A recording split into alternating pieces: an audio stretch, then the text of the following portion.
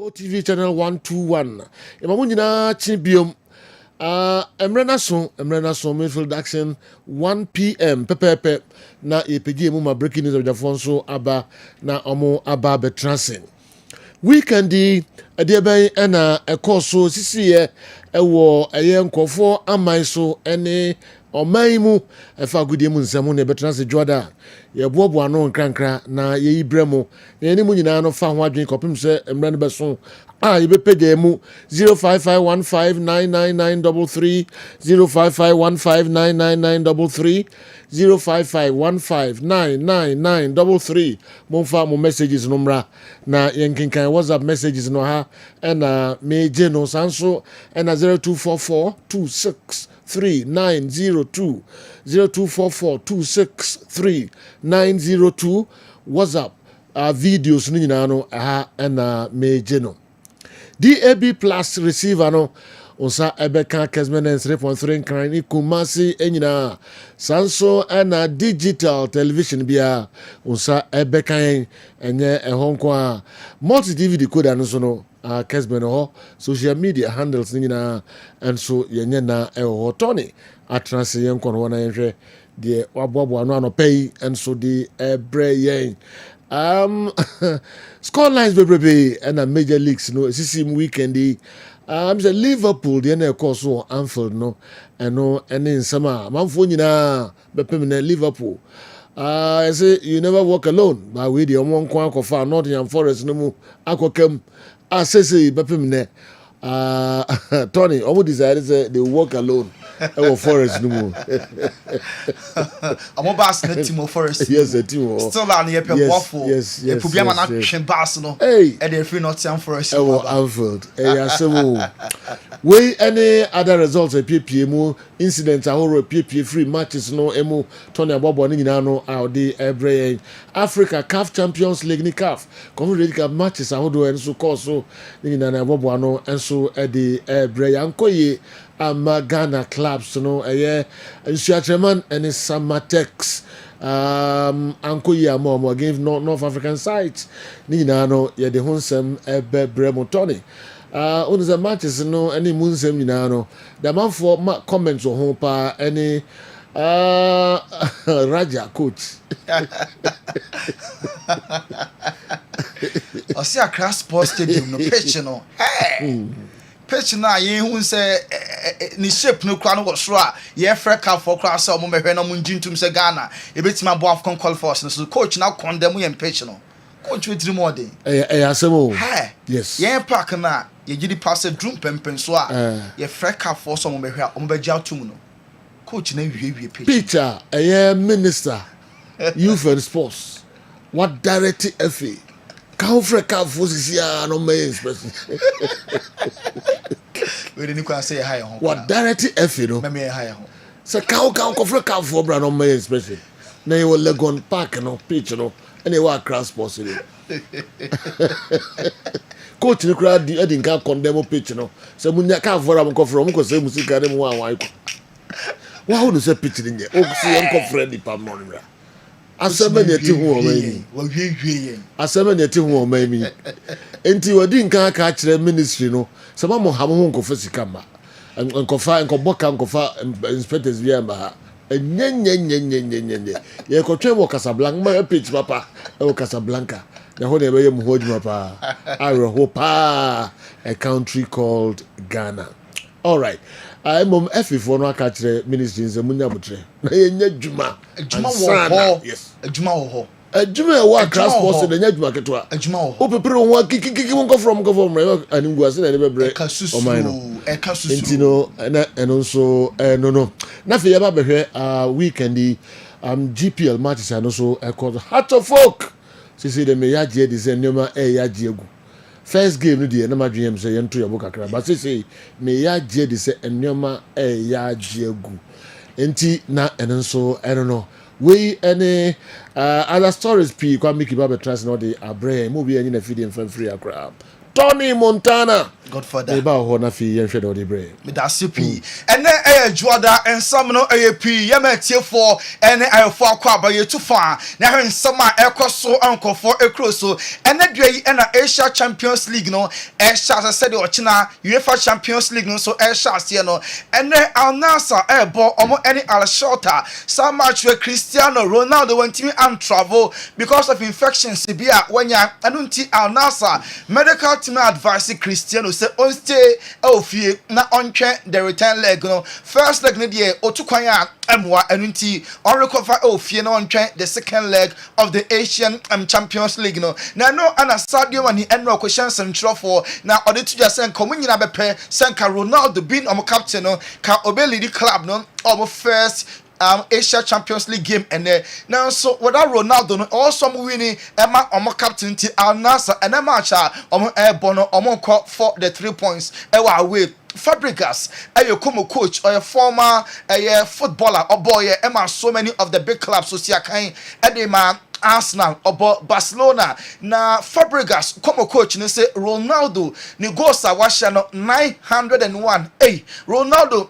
for the past 21 to 22 years consistency aye juma power very very consistent I don't see mommy Ronaldo apostle because anyema na oye ne de unbelievable way and in some Fabregas and also Atuja Olympic Marseille omo ebuku medicals for Adrien Rabiot or France ni na wabopen edi ama PSG or Cosina kan edi ma Juventus were free her as a free agent na clubs Audopi Peninsula Roberto Di Zerbi coach man Olympic Marseille and Medi Benatia on your retired footballer no so sporting director Olympic Marseille no yes project omo de two Adrien Rabiot and ne mame Veruc enim no chese omo so mutia na enye yi omo very very convinced say Marseille project no ye enunti Rabiot beko week we mu a na akoya medicals no assign 2 years ama Olympic Marseille no wasina kan ade amomo yenko Turkish Super League no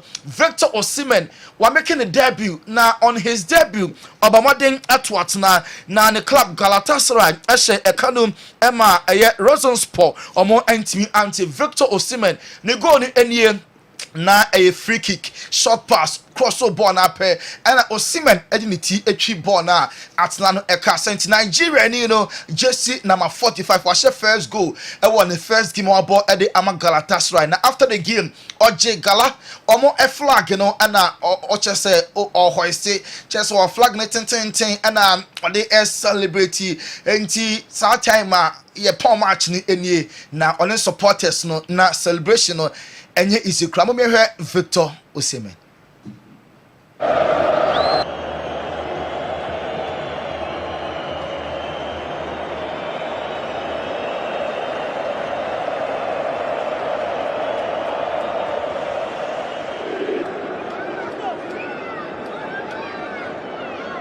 we Victor Osimhen na omo pom match no or supporters no gala omo ultras no onom ko celebrating ti we time na Osimhen or for Galatasaray omo ultras omo end hono okohodo ana oye kakra ana ofoye na ono supporters no dede na enye isimo me enko Turkey Galatasaray and Osimhen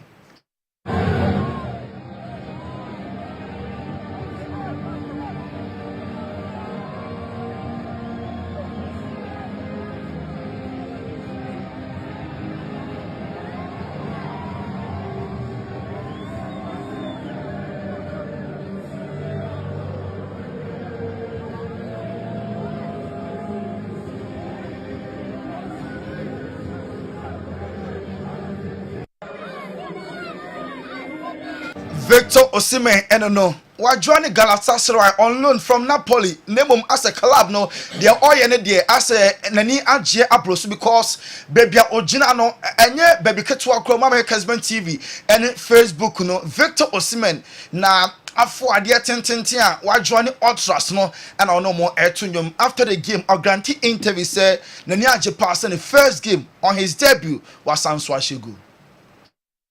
Feels good. Feels good. This was an important win. Also, congratulations to the team, and our fans has been amazing from the start of the whistle to the very end. I think for us is to continue to build on this momentum, and I'm happy about also my performance, and I think I want to continue. Happy with the performance. Any game and no doubt almost FF5. Victor Osimhen no enti ni goal ni after the game so or in Jersey at the chair then you are free Nigeria Rosen Sport na almost 2 Nigerian players enti after the game no money Osimhen Asia mix zone baby interviews na hwa and Osimhen ni Jersey na or de ema omo yentoa so free Barcelona so you say the Barca a team of the moment 5 games oko Europa omo any club omo 100% record e won 5 games so my ball e wo leagues ni mu na ohwe game e course so and I enjoy goals no we Lamine Yamal ono nko an ejuma oye no na esombu pa we goals no ana e flow Lamine na about 2 goals no Dani Omu e the back on am e the source Pedri and so e she go say the ohwe martial lights no e Kessben television so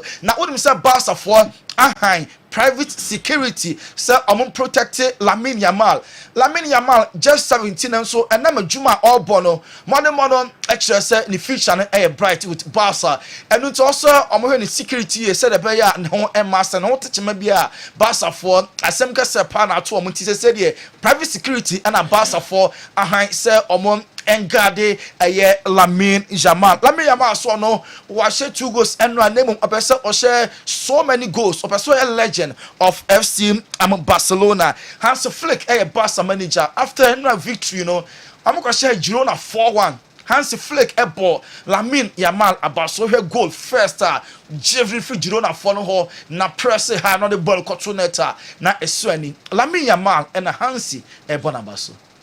Yes, that's right. But it's also like I was very happy because he scored a goal. Lamine normally he always give the last passes and I was happy that he scored today a goal. We Lamine Yamal and Hansi Ebana Basun say Pedri. Eshe go na akobam Hansi Flick. No Hansi Flick I say before the game okachire no. Say enyema befa ema even Lamine Yamal any Pedri promise coach ni say coach ene match we be go ampa Lamine go na Pedri and so she goal mum yentie Hansi Flick and sama or can fast out 2 players if you want to play when he score a goal he has always to come to me. No, he said before today I will score a goal and this is why he come to me. Paul Vayus.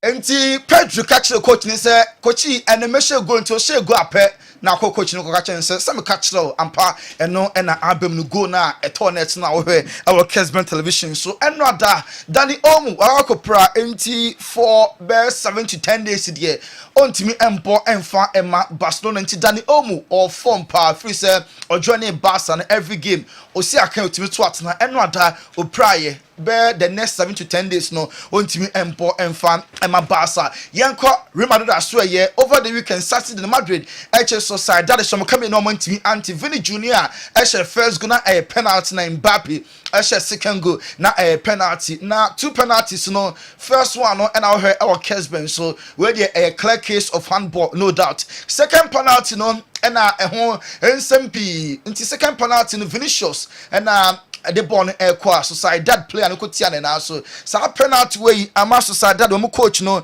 ne bofu pass say football no as a yes say no how on earth and I beg your boy say a penalty every video ni ye o tia Vini na so anasa wontia refugee penalty no even Juan Laporta say ya kan kofo em de penalty nko boy enye penalty ti Barca president no ekasa and Sociedad the coaching so ekasa say ball no enye penalty Carlo Ancelotti say points we there maybe man Madrid omon deserve her baller Sociedad a boy any attempt some ye na ebi boko post na ebi epemba because Madrid very lucky say so much when edge the 3 maximum points Brahim Diaz ekopra ya tese anya rekwan be 8 weeks there Brahim Diaz on team because of a hamstring or no and so etimi apeke against Sociedad Ike Casillas Real Madrid legend retired captain goalkeeper no na ebo Jude Bellingham abaso sir oswa enso obetimi abaye Madrid leader ohwe leadership qualities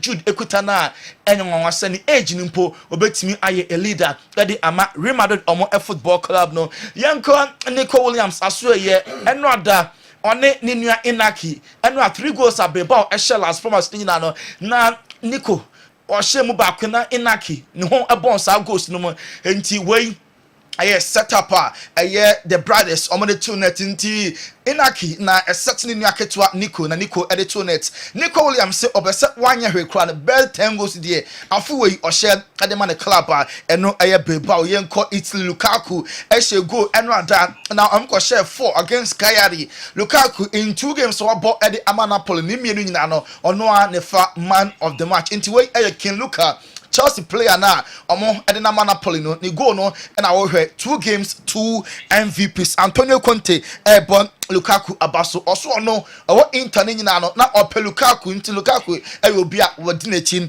and so ache ye papa yanko England Liverpool elusu ye Nottingham Forest ekosham kabakwa entimi antin and Callum Hudson-Odoi and the ball no eto net no and Van Dijk say we there unacceptable players in Yanjintum say Monday morning antisaid na pen no Monday na from Liverpool win way nya aha pa so tifie na yabe show ni kwan say esinti next game no also Liverpool for ema ehom so yanko Chelsea aso Chelsea share Bournemouth ekabako a entimi anti na Robert Sanchez and really day no ema Chelsea commit penalty na so goalkeeper na Robert Sanchez na esan so che penalty no ema Bournemouth entimi Antwerp na eno edidi mu ana Chelsea ebenya goal eno Jadon Sancho assist ama Christopher Nkunku Chelsea share 1-0 na Robert Sanchez ekasai edifa penalty save no and Chelsea win no.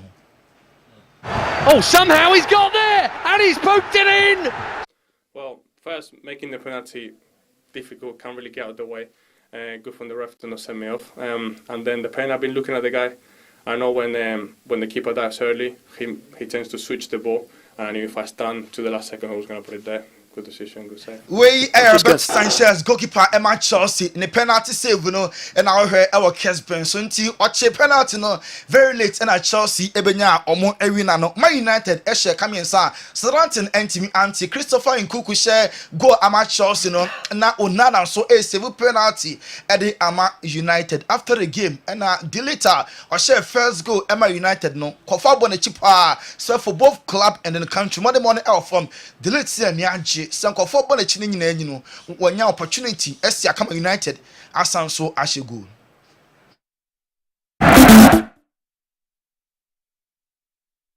Walinti ya the delete any coach Eric Ten Hag after the game no ekasai say United nenko for ball players mensa Onana Rashford and after delete 3 players every single time and for any opportunity be United na bomb with the so weekend way mensa and a juma no Emma United share come mensa Southampton entimi anti Eric Ten Hag and yaje and deleting so and yaje Mikel Arteta and ball remanting about no London derby in Arsenal share 1 Gabriel Magalhaes go no na we our Kessben Mikel Arteta say game win a good win is Arsenal for and the 3 maximum points or AC Milan SM Mike Mignon goalkeeper no contract no fears there ebe extend and some 20 Bakua ono so ebe name pa or sit name that Saba Junior Alfred Brazil for na all Real Madrid no aye Vinicius Rodrigo mo aka chom say Mbappe do hwenie ne ball eden pa mienu on name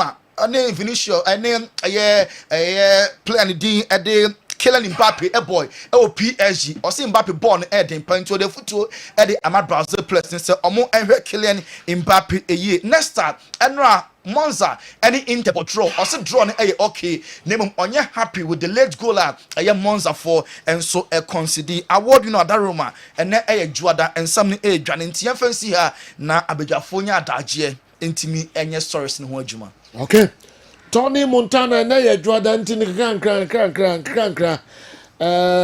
odi no ekoye papa dia kano yafo ba betra se na fe ya hwe stories no emu kakra enso de amamo Svitko Rasmir ono ena eye coach adi Emma Raja Casablanca. Coach Udi asembeba. Obia ho obia de ne na be see a pitch no was nye. Ho obia de na be see a pitch no was nye. Just NSC for. Yeah, the motive there. Clouds and ball. Almost the best pitch. But how will be a but not the next siswa? Or say nye. The first comment of Bayano a pitch no. Still Montim was it. Ministry still Montim was it. Yeah, freak off. I'm imagine too. Efe, yes, Ramo, ministers won't come home go freak off for. Na almost cast Lambert say no at the ama inspectors no. No be DB na omo ako. Funny. All right. You better to us over for transfer na fe ya stories no emu kakra 0551599933 0551599933. Monfa messages no emra. Oh, has for no Ashas Zekov Mohammed and anyway Abba boss. Things have fallen apart at Accra Heart of Oak and the center cannot hold. In fact, I had a sleepless night yesterday. I think Togo Afede and his board are happy now because the ambition of collapsing the senior team and replacing it with our junior side, Auras, is gradually taking shape. Posterity will judge us all. Wallahi. Zekov Mohammed, the Odinkaide Abremi, and so, no. Kofi Tuo, and anyway, Abremi free Lubo. Kofi Tuo is saying, just as every Ghanian starts preparing for their pension at a certain age, so has Phobia also embarked on its own. After 2 years of serious rehearsal towards relegation, it has finally decided to participate in Ghana's first division this season. Otherwise, how will one buy an expensive car and yet have no money to fuel it? And therefore put pre-mixed fuel into the car. They have all the beautiful facilities but no players. Is it Phobia the best or Phobia the worst? Kofituo, Elubo, and Wama Mensa, and so I can't wait. All right. Yebaba ha na fe mahwe mienu bi na kwa Mickey, Yeko Joe and your wonderful crew.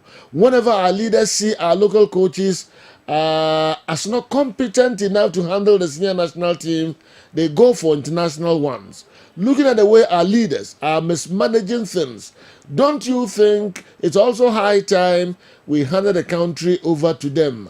Kuku, Etimatim, Chairman, Koko, Ano, and Ama Mensa, I can't wait. Okay. You see Lamine Yamal's first goal. Nico Jackson wouldn't have scored Akwai asa papa na enso the ode abano no mami hwe we quickly na yento aso emfa emamo ohene ba kwache de we free Cologne Germany na ebre na no pay the once mighty Phobians struggle to find their rhythm, reflecting their current turbulent form. Despite flashes of brilliance, Heart of Oak failed to capitalize on key opportunities, further heightening their inconsistency this season and deepening our woes. The battle for relegation has started early. What is the main reason for this abysmal performance from Accra Heart of Oak? Or it's early days yet? Sir Joe, please check on Gattisberg and Patou for us. Ohineba Kwachi, Cologne, Germany, and anyway, and so Abre Yang. Ohineba Kwachi, Esme Musa, Gattisberg, who want to say one cry. Patou also want to say Ewo Kumasi. Andy, yeah. Namiadum. O dress is a brony. But did you say brony? Oh, any type, any pressure. Yes. Wanna pay me, but the next show of full brony this are. Oh, you know, I say more of Paddy. And one the officer can be back and one of Paddy. And more afternoon market and I'm not feel go about coaches serious. It'll be any we need to know what we are lights and sun be on the suit near there. I just want Fadi and you'll be a one in him. There was all catching me sound of pengo, say me kuti ana oat. Minkasa. Ana porridge. Yeah, will be a pen odina na pa. But send a hodina and a woman now did you. Yeah, I'm in Tomboas. To was a bit make you. Ah, okay, man. Okay. You grab me do out the attitude would make car. Would you try on crack? Let me release it. Okay. And then I didn't hear Mom headlines ka crab na fi yemra back. One, yeah. Within the Italian Serie A, yeah. Antonio Conte actually Bibia the Cruntia or pick Romelu Lukaku as his main man up front. Okay. Again, AC Milan are back. And international duty may affect Inter Milan omugi momo boy against Monza. Now in Spain, you know, Real Madrid an uninspiring performance, but again, I'm finding a way to secure the 3 points. Okay. Barcelona, it's a shame that Daniel Omwepra, but a sublime performance from Barcelona a game against Girona. Players don't free Girona, no, I feel no money effect in such a big game. The BIA announced that Atletico Madrid, who say the top 2 now, but you know, in 3 games, almost so said this time, bringing Alexander Soloff, Julian Alvarez, and then Conor Gallagher and Fluke, they are all over the place. And in the Premier League, Robert Sanchez, MIA, Emmanuel Neuer, Julio Cesar performance of Vitality Stadium against Bournemouth. And then the 3 changes of Enzo Maresca and a trick in a buyer in the second half against Bournemouth. Abranti a friend Archer for a team my friend Sunderland. The penalty in Manchester United a live wire and Marcus Rashford Ganacho Emma the 3 maximum points na Koyama pressure na worry to hang the swab of him. Ethan Pinnock after a first goal against Manchester City, Ellen Holland equalized and one team and credit defense in me Emma Haaland in a second goal in that game and Pep Guardiola cancelled. There was a big teams in the Befa Thomas Frank no more than Ekoye Ejuma and Ateta you know game na no Arsenal team win here no or match them on be compete for the A.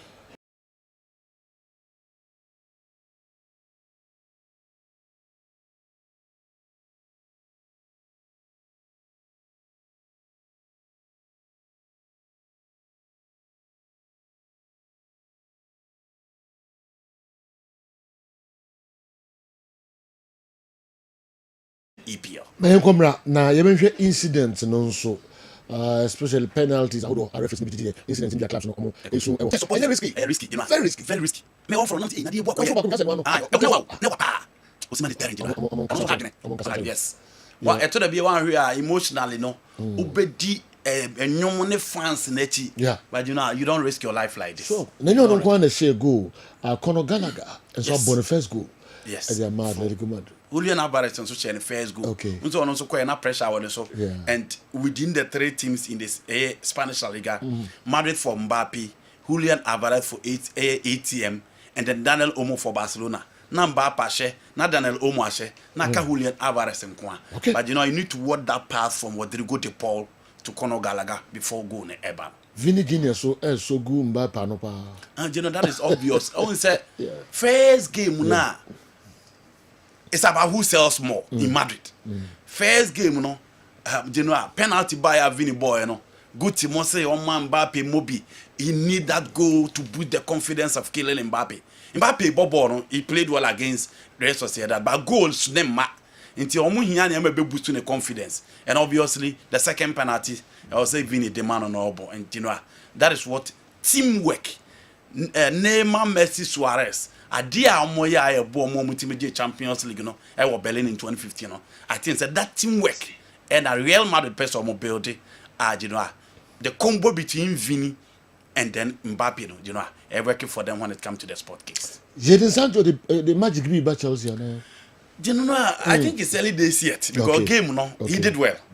Second half when say I say 3 changes na coach FN Enzo Maresca here no na there's a see you dodo and we pushing for fun alcohol and or the toss that there will be you buy and or then buy no best stop the movement of Evan Nelson and Tion Semenyo Justin Clevitt nimu and or DJ Dan Sancho buy in attack and also did that weight that creativity about on the left that take ons and Shepas now Dema Christopher Nkunku so introduction in the second half you know, for me, it's early days here. Still in the competition because that role, no, 4 players are competing for that left position. You know, so when you be body, you need to do more. But in the first game, now Otime Bebon, whom are inside upon, you will be able, for me, the man of the match, and because some of them are goalkeeper. Okay. But you know, the introduction, no, will be creating a chance for Nkuku to score. No, why are they? And slot, yes, Oyade. Wama Liverpool record, 55-year-old record. Nottingham Forest, I best say no. For the first time in 55 years old. Yes. I think we're back in 1969. Yes. You know, that is the beauty of the Premier League. It is the beauty of the Premier League. And slot. Obia Driamaso, Yeah. beating Ipswich, beating Manchester United, beating teams left, right, center. Obia is on the right path. Edin so will be best up on. And this is a team from nowhere. Yeah. Nottingham Forest, and so gradually, no bien so on may say Danilo, they are not missing Danilo. Taya Awuni has been on and off because of injuries. But the 2 guys are one Chen, Anthony Elanga and Callum Hudson-Odoi. Why? Any chance for Chelsea, any chance for Man United. But against a flexible side like Liverpool, space in the Bayern, make it amends. Adi Mami Fonsia, na meaning Komo Kakra ba. It will be any amount for to ho and Komo pa, especially Ghana ha matches a course so Nafi is your Treman and Samatex. Wow.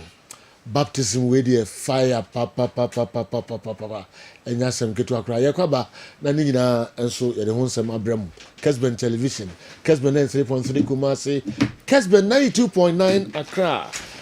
All right, Dr.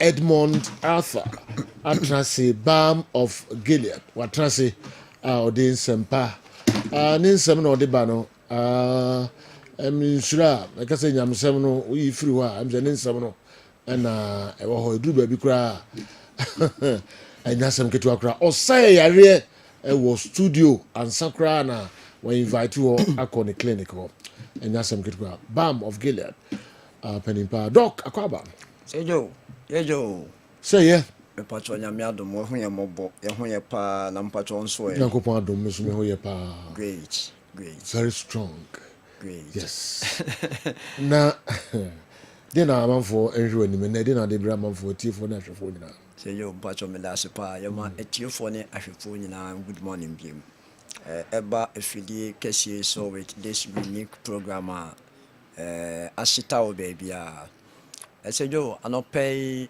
asemo a mepese ye tiefo ne ahwefo nyina ehune se anopay na me ye calculation bi na I thought say bia plus or minus but me free studio a me kona me say exact number enene exact day a yebeka say from January 1st to enene na me ye twa 260 days 260 days aka 106 days na afia konewie nti wo hwe mo pa na chese almost say what me try 2/3 of the days na ewo afini mo no eye nyame na wo hu ye mabo eno ameti asemi opankro ne so bi ton fufu na ka akobo ne ma o ton fufu ne fio na obi anom nsabo Enchepesi fasa akonye so se wonni driving license papa na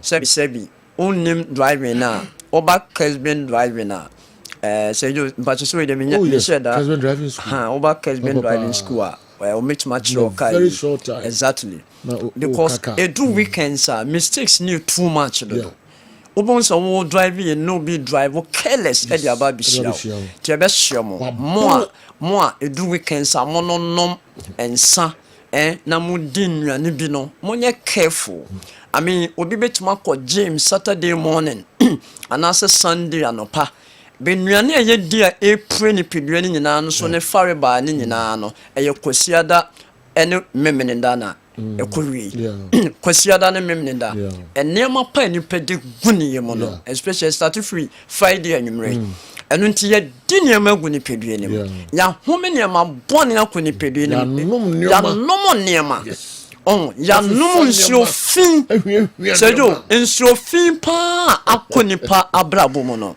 obi on ma o komase ya woni se o ne fie de onom pipe nsuo nti o normal obu no anoa no asone so woni se enoa no da bi o nsuo aye noa enyi chemicals enoa no noaing process doesn't get rid of toxins nsuo. Oh sir. Oh yes, that is why even bottle companies and no more ensure no before Food and Drug Authority be approve and standard body approval be man. There are some specific standards I also follow. Standards also full. I will say tank and ensure no woman there should be filters. Filters a almost tank and no. Send is imitiafa. Oh, time ben oil washing. Okay. Oh, wash tank ni mo time ben. On can say SOPs ben wa prepare ho. SOPs no safety operation procedures. Okay. Ben wa prepare how much more insure free by kese supply call in fie mu aye nom. I mean, ya nom niam good ni pedue ni mo. Enu nti na ho ha.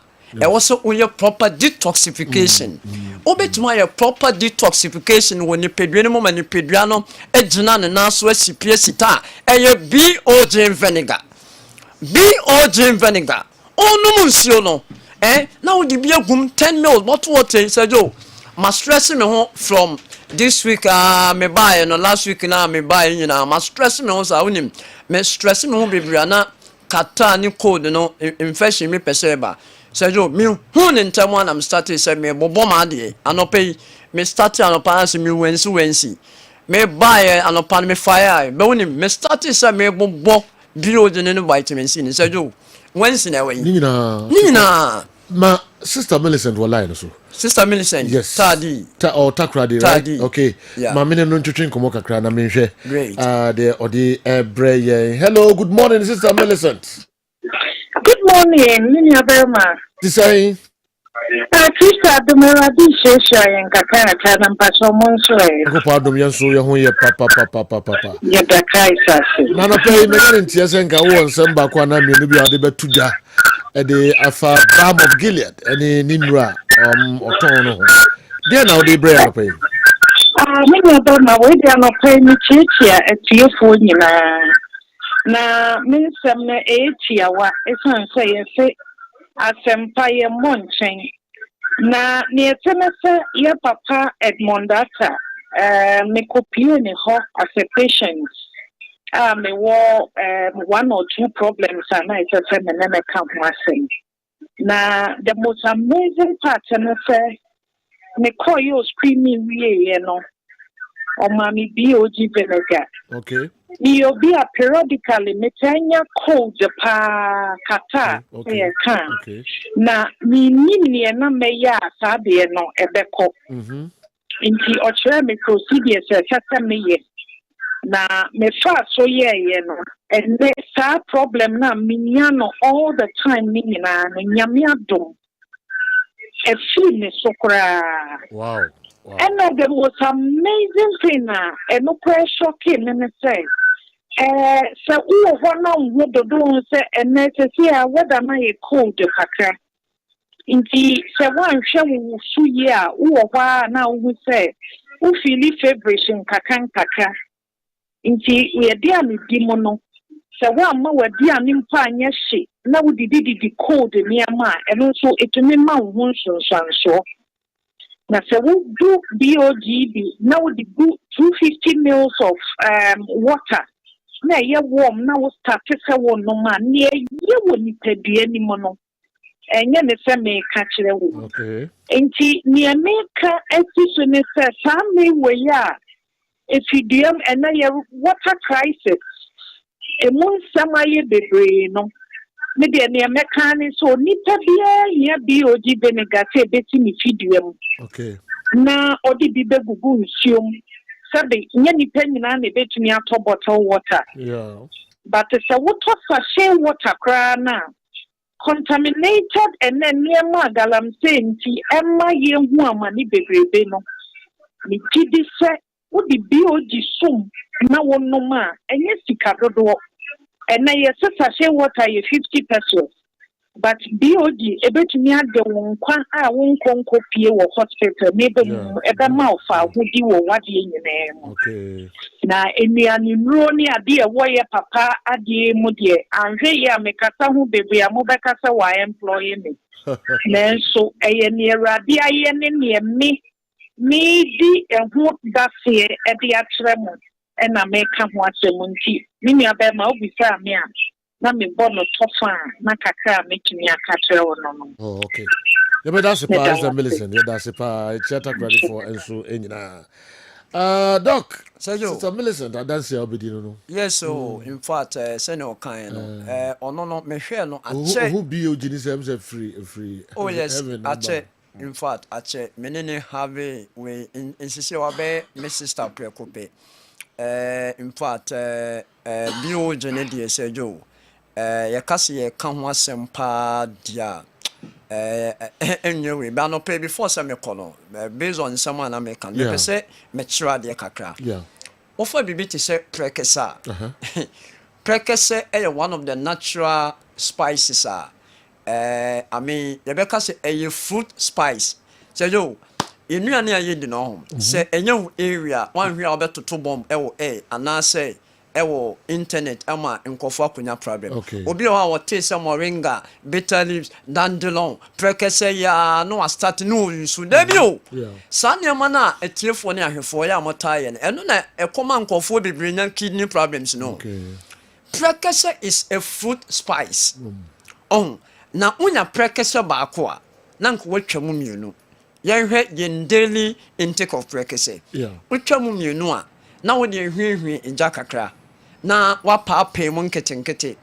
o glass cup kama ya so do isiwe na wo de agum na wapa kekedu an kese be se mikokromoti wa rere ho na wo de aka ho na wafa anka ana tangerine ana lemon any of the can you say those acidic fruits no anka tangerine ana lemon na ne hono no wa greti ni nyina unsensene o sensene a yen miti yen objective no yen greti ti said ye twa nchomole no ana natumog na ye de aka prekese ene ginger no ho na wo di enkruma be miensa wa papa mu aka ho anopei na wo di nso a ehyepa 500 ml na se 300 ml e de go ho wa so ne so no na wo ye ni say ya wa great no wa so ne so awie no na wo di BOG vinegar ni ti black ne ba ko pe e de gum wonom na no pa enwumre na the hot water be 5-6 more than o san de go ho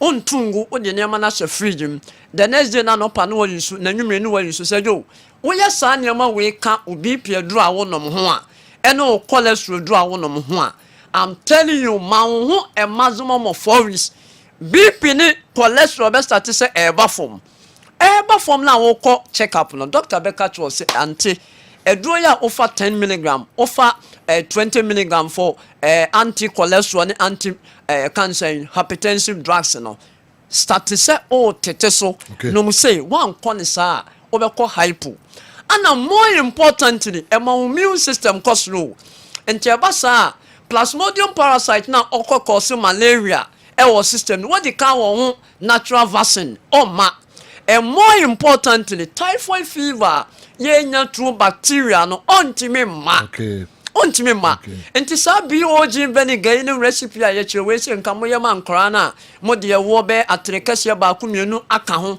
wo ye obi a woni asikyire ya wi anopa no wo de aka ho na mom no opese wo jai waduro no dia no baba of gele atakra de kumase na kra oba ye be hwe o kama na wo ye we na wo san ye be ma na oba opese wo kunu ejina ne na so no na wafa upsperm and a power boss upsperm ne power boss ekobom ofa we ba ko capsule ba ko ofa we capsule ba ko obetumi kwa the strong man epushi no sejo ye pese ye magana fonya apomoden all right eduru a obenomo a sebi ebebo obrebo ho ban ebebo wakoma ho ban ebebo wo sa ho ban ebebo wo internal organs ho ban abra wo san boremu to say the Pentecost men's policy for no pemem boremu no ompewe na opeden enu ntia be hire mo amunyanya BOG ni bi no sajo omo ebo enro in terms of tomatoes and those lettuce no knapsack sprayer na ebo wechi no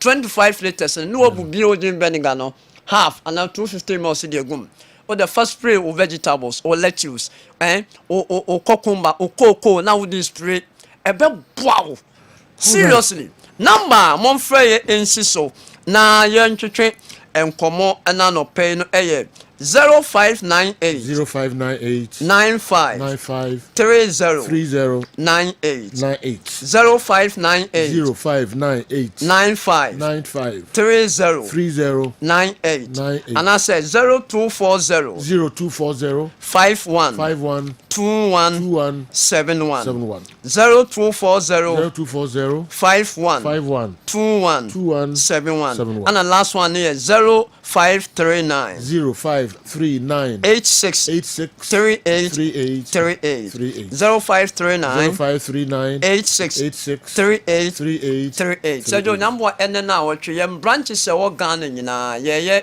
free medical screening na ye ne other medical doctors any team abeka take advantage na holiday no fa ebra bam of good na ye hwe ye kwedie asio blibli ho bi ogini go say pa akra asena towers e bi ho ba bia mo bia Ghana bia mo modern say monsa betimaka bi ogin vinegar fa gunsi o na nom na wonno emo ampese starch foods no so awde bia gum na bibia tima ye kama pa say jo bedase pa ye bedase Dr. Edmonatha Obabia adesua ene ntsechira hodopi na odemayen free of charge na eno so etimi aboa yapomuden kan ho friend numbers no ana ko Balm of Gilead omaso ho ewo Aija Hotel annex ehwa na MTN for no edan na chiwa eho ena unsa ebeka Balm of Gilead de wo hwe nyina yaresa nyina odi ebemau yeah, to also the Amamo Kessben television,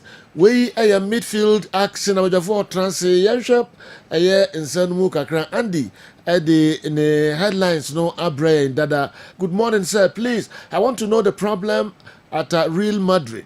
My name is Ambitious from Apam. Greetings to togetherness. FC, better luck next time. All right. We answer the free heifer.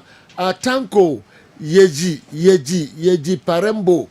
I want all the way free. I want to ask if it's right for a reserve player to enter onto the pitch before a goal is scored. Because looking at what happened during Raja Casablanca's second goal, Bayana. All right, we drew her. Yebeshe says, and a buy say, more bench needing kind of pitch in this one, son of Bono, a cotton later. Andy. I think yempe details name. Okay. Yeah. Menko. Yenko say my headlines nevi. Yenye papa na edwada. Okay. Yes. To consem crowd of pa. Yeah, nsem of pa. You know, in the Spanish La Liga, Hansi Flick here coach, you know your friend Vitko Yasmir. Coach there. Raja Casablanca. Yes. Yeah. Okay. Yeah. Vitko Rasmir. Yes. Osi pitching in yen. And only two, no. Yes. Any two now, on board two. Na omo train say some at the Beba Park, Papa. Or Casablanca. Mohammed the fifth. Yes. For the park in the year. When a place name cover, omo catch them the park in the sopa.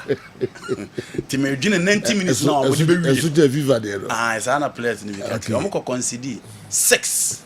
It was Adrian and Reja. Okay. Omo se park the sopa. Kanichi as you actually time. Omo se park in the sopa. It's general. You see, so I'm not general kind. Me share omo return game or ne the same summer test kobo. Yeah. Me hwen crowd dey maka for say so be atu no nsafre no say Bragana be crash for stadium na. Me how. Already no. Odi can disqualify crash for stadium na nsakra na. Minister letter dey ama FCC omo ko free car for formra no. E be a car for the nipa ba. And this game a below in terms of ranking below the CAF African Cup of Nations qualifiers. So that was my worry. Say you need that so back wa ye hwe ni mu say minister CGF in free CAF formra no mo me hwe no ye good no. Okay.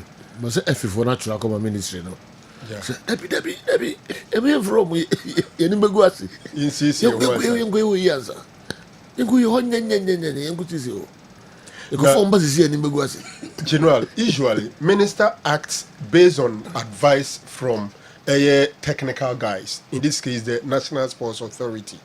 In today, in advice, then on minister. A day in a minister who you are not doing here and say in prim. Accra Sports Stadium near ready. I want you to pictures a green. On country GF said they should write to CAF. You see, sometimes we ridicule ourselves. You might have tree and keke.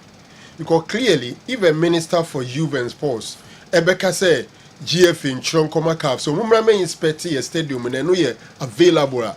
Before you do that, I say when you technical advice, Nebimpa also do when you say indeed that thing is really ready and it will pass for the test. Before you write, it's not no make what say baby across uncle mudia we no enkita hudia minister ni FF be din with them. Instead of say minister achro GF in so achro everything is in the public space. For and the true social media and then the internet. And come on mood ni adinina no. Ni pan betimenya idea be cry about the whole thing and sanwaba. So for me, we keep allowing ourselves to be ridiculed in the public and the international stage, which is so sad. And then Jordan Opa weekend the activities, and a bomb also in Krankra or Kessben 93.3, Kessben 92.9 Accra. Joe, remember a hat trick in Saudi Arabia is equal to a corner kick in the Premier League, and that's a fact. That's why only rejected players are moving there for money. Amos Edwin Free Sunyai and Abre. Andy. And your mom, Saudi Arabia, and your mom calling an rejected players. And your money and your sanity. Okay. You know. Now, you started the Spanish La Liga. No? Last season, Girona Bombardier to the stage of qualifying for the Champions League. But Omo players ne Jema Momoko. Intini him say a be affected Omo because Omo Lusu Abrante Fen Juan Couto to Dortmund. Omalusu the best dribbler in the Spanish La Liga to Manchester City in Salvino. Omalusu Eric Garcia. And Omalusu the top scorer of the Spanish La Liga last season. Artem Dubak to AS Roma. But you know games here Shas here Oma Bono. Miguel Angel Sanchez Munez. I try say at least Obetima replace those players. But playing against Barcelona in the derby. And a Hansi Flick actually say those teams are no more boy it is not the recent Barcelona team. And what Russia Barcelona team will be a team in terms of individuals and this is the previous years Barcelona. But in terms of the style, in terms of the play, in terms of the method, coach you know a typical Barcelona star. Let's give credence to attack. But and to forget about Pau Kubasi and Inigo Martinez. Forget about Casedo and then Pedri as two central midfielders. But yen share Juma Yami Yamal, Abrante Fen Rafinha, and Daniel Olmo, and then Robert Lewandowski by in attack. Now you know no one of course. So 4 goals and the team my friend Girona conceded, and in attack, Yami Yamal with the first 2 goals.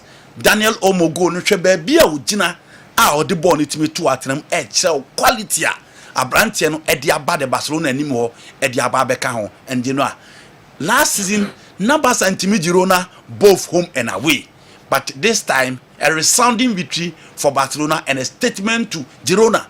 Said this season, their Barca is back and they only need their quality players. So, on by fit, no matter your match opponent. And Barcelona said, you know, Madrid forever, but for now, games or Mabono, they look unstoppable. Real Madrid echo the San Sebastian against Real Sociedad. Now, you know, it was the usual Madrid team I almost struggled within the season, especially almost fair choice midfielders with the exception of Federico Santiago Barbadi. No Chomene, no Jude, no Eduardo Camavinga. Again, the likes of Sergio Gomez, Tefekusa Kubo, and then Abrante Fena, and Zubimendi in midfield. And the say Luka Modric Ada Gule alongside Fedi Valverde. And an air try say Omubetimi stop with the midfield play of AS Sociedad. And you know games course no be any semade beba back because ball makumi and sa and Sociedad they hit pool. Omubobo do be any sebo na hye sekoto anyi anabo na bopu. Obi any sebo na hye sekoto anya anabo na bopu 3 times. and sana Adakule be hit that ball a cop ball Abrante friend Argo Zubelda and sa a penalty and a Genoa Vinicius Junior etimi converted that penalty and then Vinicius Konya second penalty. A lot of people are raising concern about that penalty, but Sergio Abrante need to Vini now so and I agree with the referee say it was a penalty and Mbappe so etime bobo share still I'm at team them 5 the open so unhu but you know in the Spanish La Liga omako 35 games unbeaten obi antimi show mo and adeba ko is strange about their team they say Taranko this we penalty nini obetiana na no so I think say Abrante no say be one china kra nipa na ball na wi nti it was late where they are beji penalty na mo e an nkrofo adwen ni say ball ni honum ya bobo na free but penalty a foul on ye gino where the incident occurred but not where the ball is indeed a penalty straight up and I almost had better to hear hard and hear how in a penalty penalty straight up yes until that was it Kylian Mbappe convert here 2 goals and you know Madrid 80 million a difficult grounds Sociedad so this is them koyi but they played well against Madrid but in all 3 points na here for a team my friend Real Madrid. Okay. Now to the Premier League. I was at the Accra Sports Stadium on Friday for the Nsuatreman game. I was there during yesterday during the Samatas game, brother. I must say that the facility gets retrogressing instead of progressing. The metals are getting rotten. The pitch is so bad, horrible. Washrooms the horrible washrooms and garbage is gradually swallowing the compound. Need that and small so a cafe Accra Sports Stadium no and so I don't know maybe I be Mura and mini stadium compound or na metals ni kra no just yeah na pitch ni there who the one come found and so minister say yemfre car from ra no me see menim so akwa ono nkasa akwa stadium my minister na legon dia no mka say omko en so who pictures akwa ene ne mrant na si pitch ni so akwa aranzo at office no after say yemfre car from this is some of these we do no one untiase Accra Sports Stadium say been producer and not tamale and waka say been pay free office e ko tamale ni muwa office wa Accra Sports Stadium wa any ministry wa na office na kra wa the sports ministry no any Accra Sports Stadium share wo yen fan say wo NSC for no mutima be dada na wan kasa so for ni kore you know the interesting things that the sports ministry and the Accra Sports Stadium is street in the damn see it's just street and a day now minister who ya or see him freak for man ana obama ka for no omoba ono abemo majatu ebia no means omunya bedun kwa omo majatu kianike ebia no magic bi yankwe na ni wukra naturally magicians yeah you know to the Premier League ebia ba no okem monko am say yeah bo no mu ni akire bi yanko to the Premier League. Everything had so much pressure on him before the Southampton game. But United have a good record against Southampton. And to know be a shed there, United beat him here. In the first half, United were in the game. And Abrante Fene Cameron Archer, they could not penalty. Onana knew be a several penalties but you know he kept United in the game. Emma ultimate several penalty no. Rashford step up Girard. Shebebia udina a typical Radford ball. So on the element now so ball no ja kwadro na. These are the classic type of goal that you see from Abrante FN Marcus Rashford. And you know on the left side of the tomb, Matia Delete and also on the presence. Say also almost criticizing after few games, but you know also Babinya goal and the third goal. Okay, the setup for the third goal now from Casemiro to Diago Dalu to Garnacho and a team my friend Manchester. This is Radford goal, no? You know, a typical Radford goal and our team. I think so by now pressure now Bafem and going forward. Pandit in more the tribute obey me and that small level now here no. Now you know, I think this is the red card. I team about a game from John Stevens. Referee me and you know this is the third goal for Man United. from Casemiro, Dalu, and then Garnacho. It's a complete dinner. 3-0, and now so a defender no there. Two defender no playing a onside. Or play Garnacho on. Dalu onside. Yeah. The red fin of cry. Look. Bia baby, I can't. You know, that is it for Manchester United. Chelsea against Bournemouth. One game will be on Messi, you know. It was more like a derby. Bournemouth for no try to be as to hit Chelsea. And in the first half, we had Jumana and Christie. And Thomas Luke Cook, Bonnie midfielder. No more boy Juma alongside Justin Clevet in midfield and no more Jumanina. Now, young one was on Mukunya first penalty. Evan Nelson, or by the Untimin Shegu.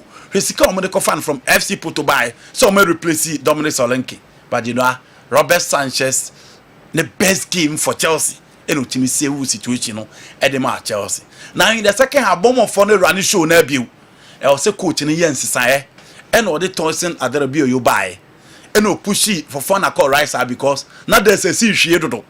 Actually, whole silly or the Jadon Sancho and so a buy.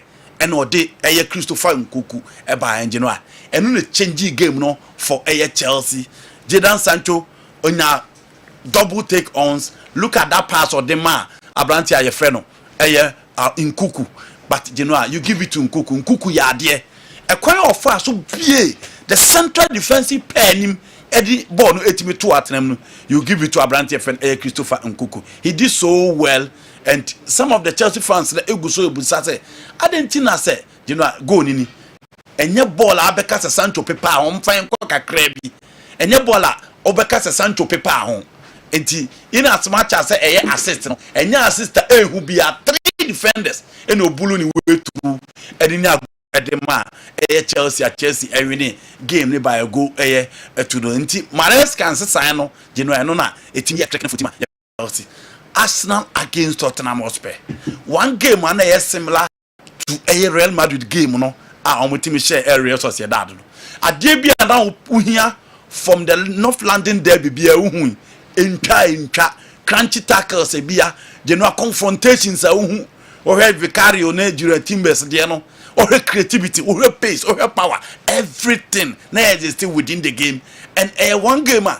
Me sure pass Tottenham for ne Continental no match omulusi omuntiase because you know in the first half na nkomo betimi a chance na be 4 omu create chances no omo abase no omu create space no omo abase no but Arsenal you so experience the chance be in the first half for Arsenal was this one Gabriel Martinelli versus Bukayo Saka obi anim so pass ball na Saka ontimi e no go for glory and a Vicario etimi eche e ball no but you know in all ohe Arsenal adia omatimi anya e was set pieces mu a eno na Bukayo Saka ko ball na Gabriel a pin ball no etimi e de to atena mu a Arsenal esiku the 3 maximum points so Belusu Odegaard Declan Rice in midfield no na a big blow but Jorginho and Thomas Partey and Leandro Trossard step up in making sure say Arsenal ebetimi and the 3 maximum points no. And in games like this so person compete with Manchester City you know these are the games that you are expected to ebetimi arena and eventually Arsenal etimi and the 3 maximum points now you know I think so Omube compete so well. Liverpool on the other hand it was just unfortunate for Anslot fans diamano and superlatives diamano in no Callum Hudson-Odoi and a cost stop no they did so well. Okay, Nikola Milinkovic and then Mourinho and Omu make sure say only aina the back line Omo de Nathan Williams Omu be ire chire ho Emma the big guy up front on a chance. The opportunity there baby and also making good use of that opportunity. And this one, Alisson the keep Omu in the game abo nentimi anto atana. A similar one and a buyer Callum Hudson-Odoi you know Okati in and Odiboni drew Aknecha or Placey Bono at the far corner 1-0 and Nuno Espirito Santo and Mrantiano and make sure say Liverpool intimi and Tekano. And you know you look at this second one, Alisson Becker and itimi bua Liverpool again. Welcome to the Premier League from Nottingham Forest and you know omo etimi ediamo to my friend Liverpool. Last game Manchester City versus Brentford. obi a wahwe Brentford ne City bia ye game obi anim say e ane more den forget about the materials e kura e Brentford omo share game na say na Joan Visa ko share the first goal and the back line defended so well. Etam Pino Christophe Adiel omo defended so well but Ellen Holland share the first goal no hwe kon of fa so dane ho e the ball ni time to atenem you know I heard the first goal no e kon of fa so dane no this is from his weaker foot e the ball no to atenem and the second goal no Etam Pino Antimian read the ball ni ye na ball ni see na chi wan che ho kra and I said you onya second goal no for Manchester City last season omo che City but this time Pepper say the Premier League in there said you Eden say teams no be team in na ball and this is the second goal from Ellen Hollander goals no now general ogusua 18 eshe these are the games that general about in the Premier League this weekend. All right, now we have games Libiana. Kakrebi. Okay, now here's a quick one. They didn't kind of Ellen Holland, I think, say general. He deserves all the respect. Or say Fata. After some 3 Premier League games, 9 goals. General, or goals is in any other team in the Premier League, or no as an individual. No. Team be anywhere. Ewo goals would say no. Apart from being a Man City, because of no 9 goals, no. Edomadro. I think the closest team, Chelsea, almost 8 goals. So for Haaland, General. Was I start here from the young one say, or Beji go kina to us on imprints so, or by England or bunker for pa, and indeed, we can do 2 goals now. Sadema City no were so emphatic. Team of created so much sensation over the weekend in the Premier League was Nottingham Forest. And near say Liverpool for Barcelona that's so a team, or Forest in him. Now, now can say for some 55 years. It's never happened. I'm sure say investors so much when match a man crofora papa because they are in slots and they na Liverpool season now say Nottingham Forest ne ko no ma obia de beka ne also ne ade ho na wahwe animu say eno de okofa ne kejua but indeed Nottingham Forest ne titu our own boy Hudson-Odoi ekoye nkunya and I think say that goal was a super goal from Hudson-Odoi Ode Abasoboni nyina edebemano just after 4 games in the Premier League general Liverpool in the first inchu ewo so far. The best game of the weekend in the Premier League was the North London derby. Arsenal versus Tottenham Hotspur. And General, you can't blink your eye. Just say the tempo of the game was just extraordinary. Sure. I'm so surprised that Spurs end me winning game. You know, first 11 minutes. Pressure. Already statistics in the better so now Spurs about 73%. Sure. Now Arsenal, it was just 27%. The heat, pressure, everything. But hey, where one game and no, Mr. Arsenal, these I dream more me teams there. I'm gonna be contest City, no, but not Liverpool. And I'm gonna Mr. more because playing without their captain. And then some key players from the team. Now, Etumiko winning this game against Tottenham Hotspur General.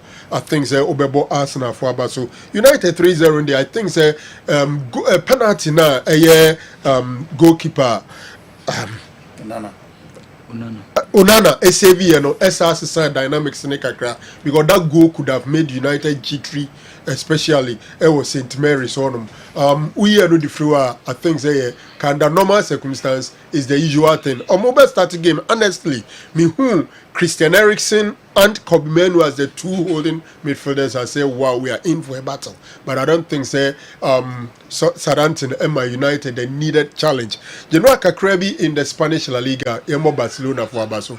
Seriously, Barca is in top form. Say after 5 games now we share 17 goals conceding only 4.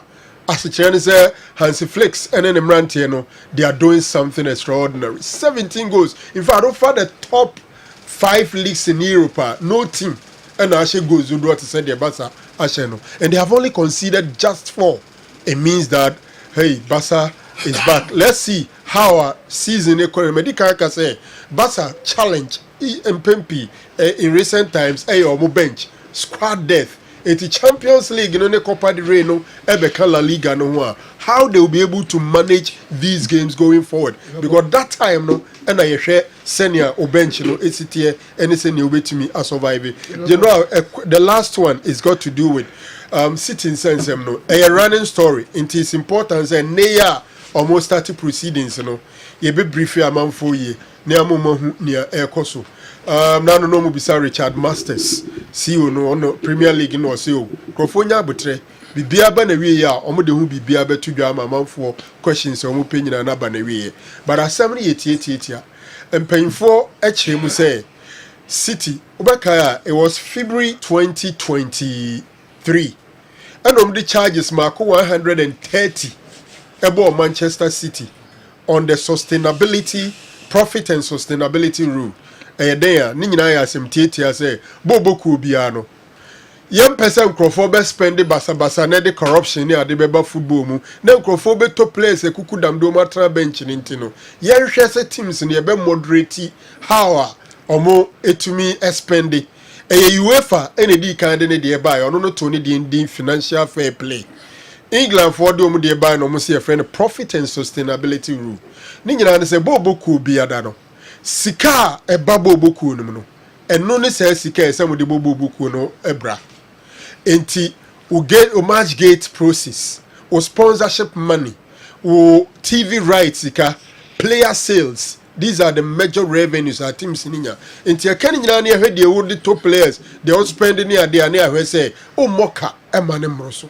Neno, and Kuwaka, a friend, Der Spiegel, or more Germany memu.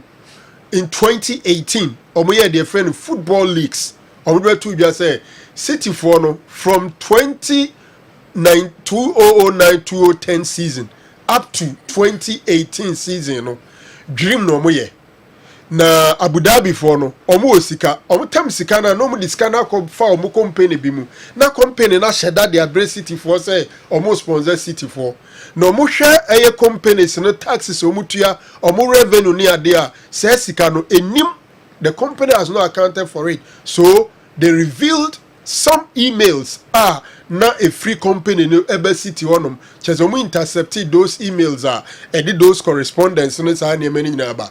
Sansem we na ma Premier League ni sha ase ne omo kwadubofo no ebe sha ase ayi hwemu no mo ye yomu hwemu nyina no mo de kwadu maako wa ha edunum e de abo City fo ene no mo so mo hye case na ase na mpanyfo kirem say case no they will do it in camera na cheze emma bonten omo ye no kokoam hearing ni nyina be koso privately na omo ye hearing ni wi a anu December na say verdict no. It's a running story.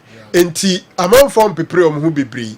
So a verdict in Baba Bontin cry. It could be somewhere spring next year. That is somewhere March 20th. Oh baby, and no more sharing say verdict in Baba Bontin. And Rana Honorable Kojo Bajiman. Not Tamimi mu ehuru say on chance here ne Arsenal JC. Non go back. En ko share ne Arsenal na de keka konde and here City beko Division 5. But General, City will put in a fight. Wow. Because as we speak already, in the City is for those who see Premier League, I know so court and once I want a baby. But let's see how things pan out, General. 115 charges. I'm red dancing wire. 115. No many cases in the so mudiabum. Umbeti be different. 115. Okay. All right. Yentwaso Kessben television. Kessben 93.3, Kessben 92.9 Accra, me ko Newton Latin Marigata ho na mahwe ono so ne initial statements kakra or the everybody submissions kakra but my message way every block man at home. The fans of the ever struggling the fans of the ever-struggling Accra-based club were constantly attacking the Kessben TV sports crew, even after constructively analyzing their recruitment exercises during the break or highlighting their weaknesses that needed to be fixed by the coach, Ouattara. They saw all these good works done by Kessben as a calculated agenda to belittle their heart of oak and project Kumasi Asante Kotoko. Newton uncompromisingly lectured Coach Ouattara on the real state of his team and what he could do to lift the team. But here they are, confused about their own team after bastardizing those who gave them the clear picture of the team. They wanted the video analyst Newton and the other guys to compulsorily offer some positive narratives about their new signings, even when they didn't merit them. Unfortunately, these fans think Kessben and all other stations in Kumasi are Kotoko biased just by the mere fact that they operate in a city where Kotoko is based. Therefore, listen to them with an already preconceived mindset without picking any positives from their criticisms. Their anger were triggered to the extreme degree when they heard the panelists on the show soak Kumasi Asante Kotoko's new signings with several accolades due to their qualities. They've done just 2 matches, and Kessben TV crew appear to have done a great job during the transfer window because everything they said is happening today. It's still early days, but I think this gentleman particularly did a marvelous work during the transfer period. Peter Newton. Wow. Ma sheda na makani na ewa. Ba obi na asheda atro sadi we tin and so they abebo wabaso.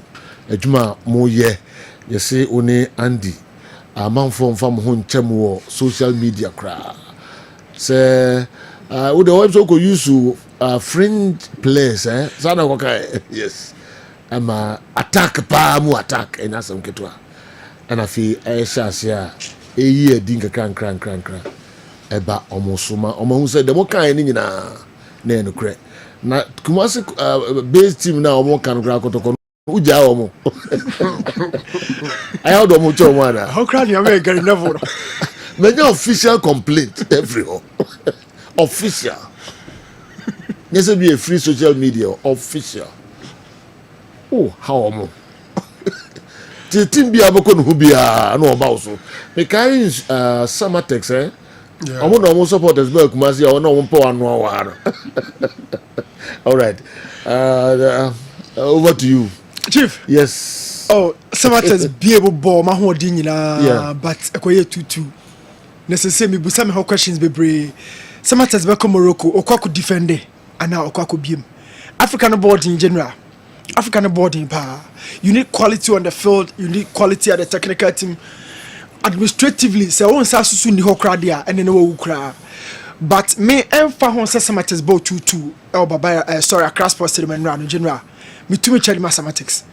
They were so resilient. Utmu say, "Oma who didn't no mudi put into the game no. Yet enough to get all the 3 points. African boarding. Say, "Oh, come Morocco, who could beam, and now who could defend it? Now who defend it? Who defended the about the 2-2 no who defended? The when they say, so beam now should go. Now who beam so the I can be also Casablanca better. It's a tough situation. Someone that could be Mohammed I'm going to be Mohammed How are you? Who do you serious?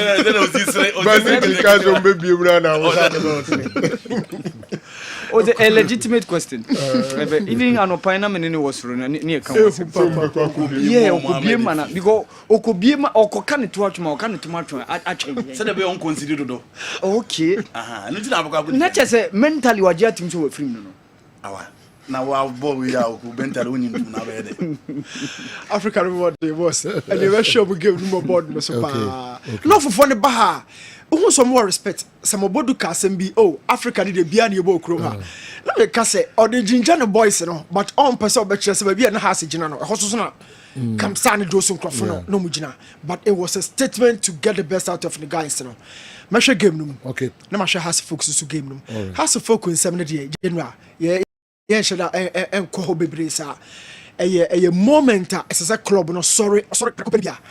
They need to show a lot of strength and Sanoma get it back. Michelle Tebuna has said that bottom no. Se Franco me yam sheme pa come ya test one pa no because ni edi nkubo bi me yam sheme o me say has because look say baby a crop ya gina no crop ya person of fighting for top 4 no na impo betimi agi league no ye ka crop ya asema be ka has focus am ye nka nations na ka has ye nka go stars na ka has it's always going to be crop ya and be train has abanko munum so has the folk this season no omo aim ni say afa omo be fighting for survivor or omo be press omo be middle table and na set top 4 general match the 2 okay has to focus that relegation a issue some na bottom club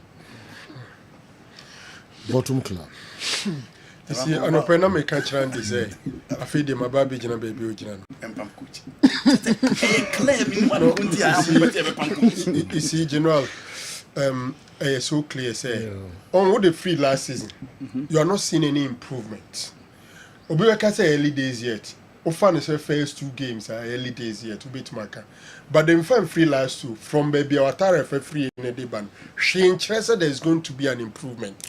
Nothing shows. You see, Lions and Shaw may be a 1-0, 2-1 B. But say Accra has worked about 2 games. On share go back in 2 games. Conceded 3. Or conceded 3. On share 1 goal. There's nothing which shows that you are progressing into you should be given time. Weak defense, weak attack so far. Every department, Abeka department where there a year into Hanaka as or your wajuma. Before the house should be bold. Sad so man take a decision, you know. Hoping say assistance, you know, yeah more chance, but it doesn't look positive. Now if you keep postponing a seminar, it becomes bigger. As a house for sure say bio money no marketing him. And a situation like this, I think a local coach will do. The problem then will be say if you scan around the system, which local coach and why do you go see this?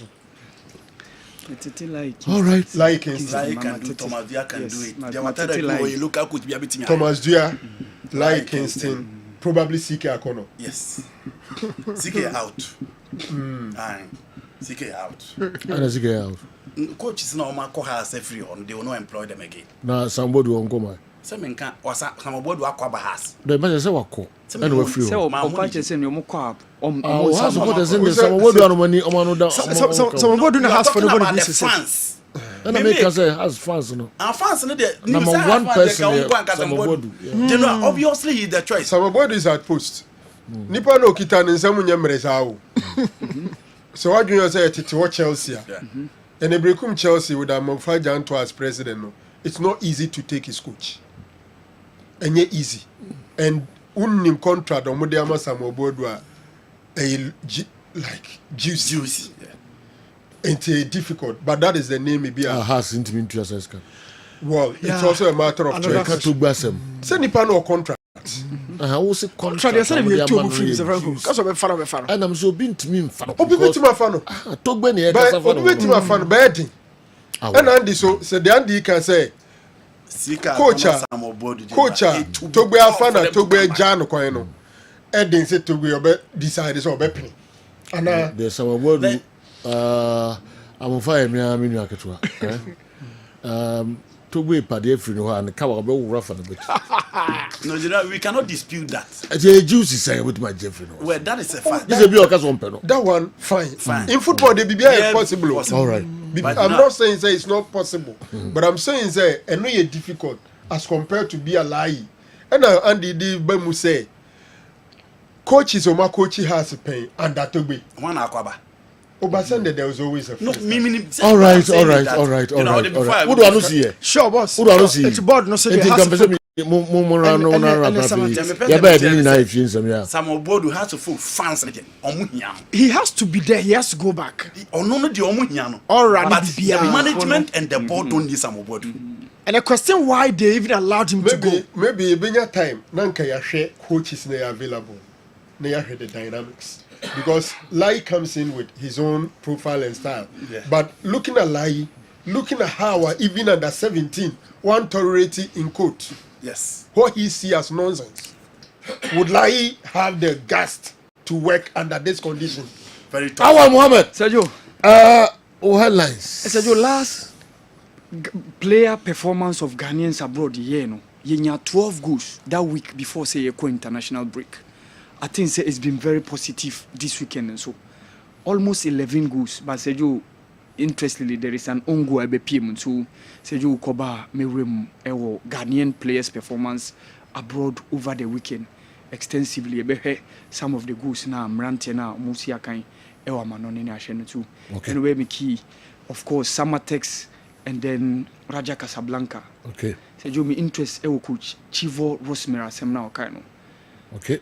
Too appalling for our country if our authorities are indeed watching what he was really saying, Sergio. Okay. Sergio, of course, the Continental games no kukoso.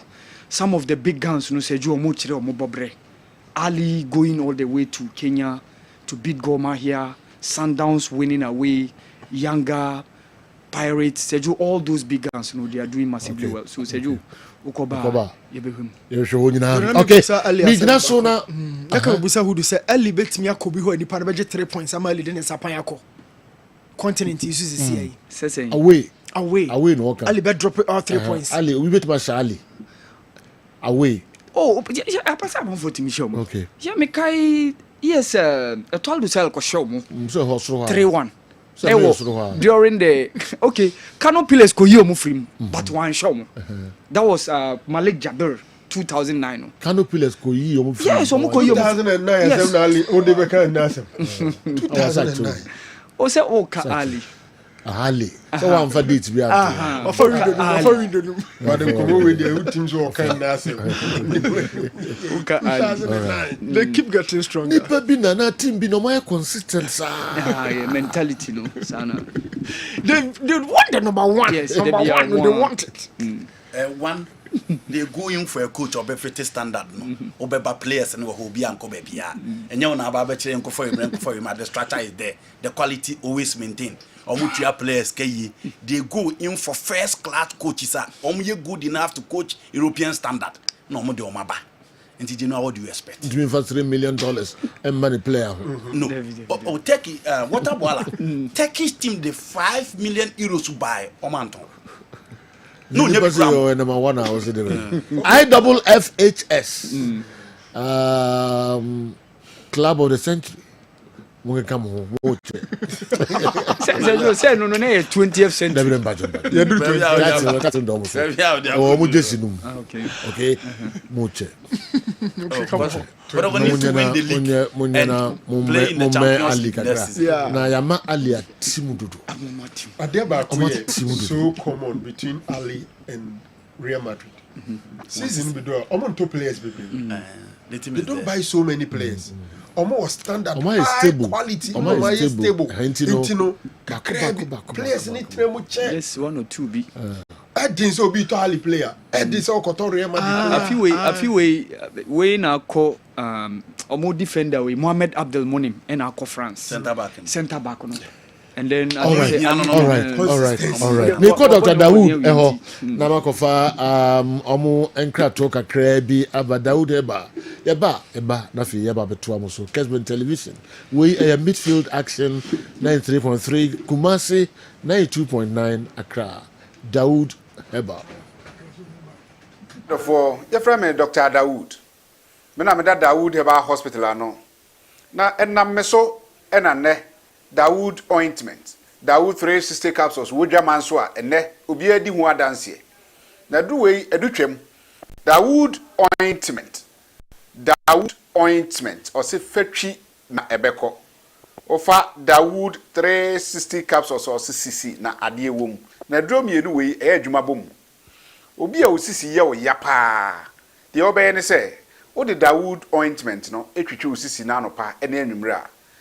Nansa bia no na odi bia bo asawa obetimi de atua udware wi a Dawood ointment o de te ne fa sra ta bre kro na no na wonom Dawood 360 capsules no anopa ene anwumre na danse ye na ba amane o de enko na enko ti adanse ni bi Dawood ointment edrowe me straighten and well done the toda me po djuma na me honam nyina me ye me hu bibi enyi ba sa minya sa Dawood ointment we na me twitwia na no paso minya Dawood 360 na menomo eze kware me ye adwuma kura se kane no te do we de edima semama na be di so asemama electrician na ye adwuma ekofia yentimi na Dawood Tournament. So yeah, adwuma na obra okodru fia fa twitwi ade be che no na wo hwan den Dawood Tournament fa twi keke na ebeko. Dura me use mama hoden pa ma metumi gba adwuma bibi e kama e ma me ye. Dawood 360 capsules.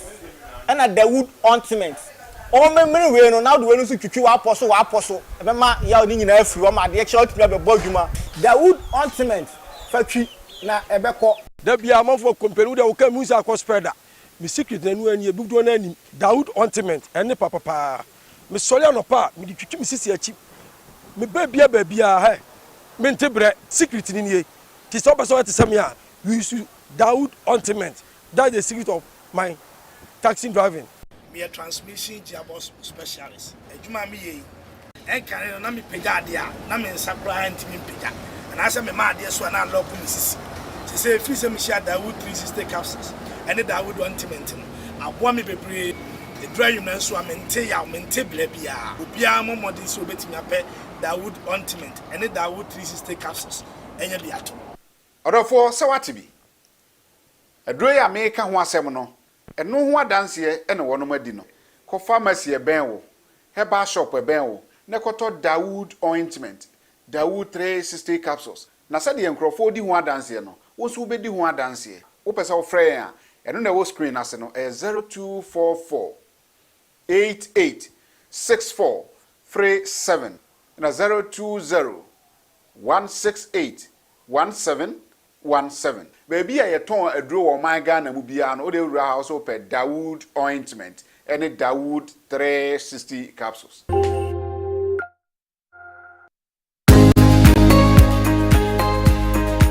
Okay, yamamunyina kwa babium ede aba Kessben television Kessben 3.3 Kessben 92.9 Accra. Awal Mohammed atrase quickly mamin kone ho na menhwe de wabwabwa no de ebre afid me hu se Ghanian wanya kuduro na odi message enso aba se menkan emfa emalo awal. So the Ghanian Martinidi. What's in the okay? Okay, how to support a Kessben. Nanse na I send message enta me basa. Na kamia mpese me bisa. Nyama mfa iye se do pen. But see them say wanya kuduro the message but I mean kind quickly na bra. In the last 4 games, we have scored 1 fichiri goal against the Togo under 20. Initially, I thought continuity will help, but per my observations, in our last 4 games, I have not seen improvement. We're playing very beautiful but unproductive football. When you watch the team play, it's difficult to spot where a goal can emanate from. We are bleeding. This is not about the personnel on the field. It's purely technical. So there's no way any vindication. There's no vindication for Mr. Fringes. You can't tell me the 2 teams we lost to have better materials than us. Ochechere nino enya die obebon kwadano sa. The board should get him out fast na emfa. Ghanian Accra. Anyway, abre. Ghanian kuko se. No what much chance I message ede abre. Yaya Mohammed, I say, Samatex should work very, very hard. Cause playing Raja in a third home.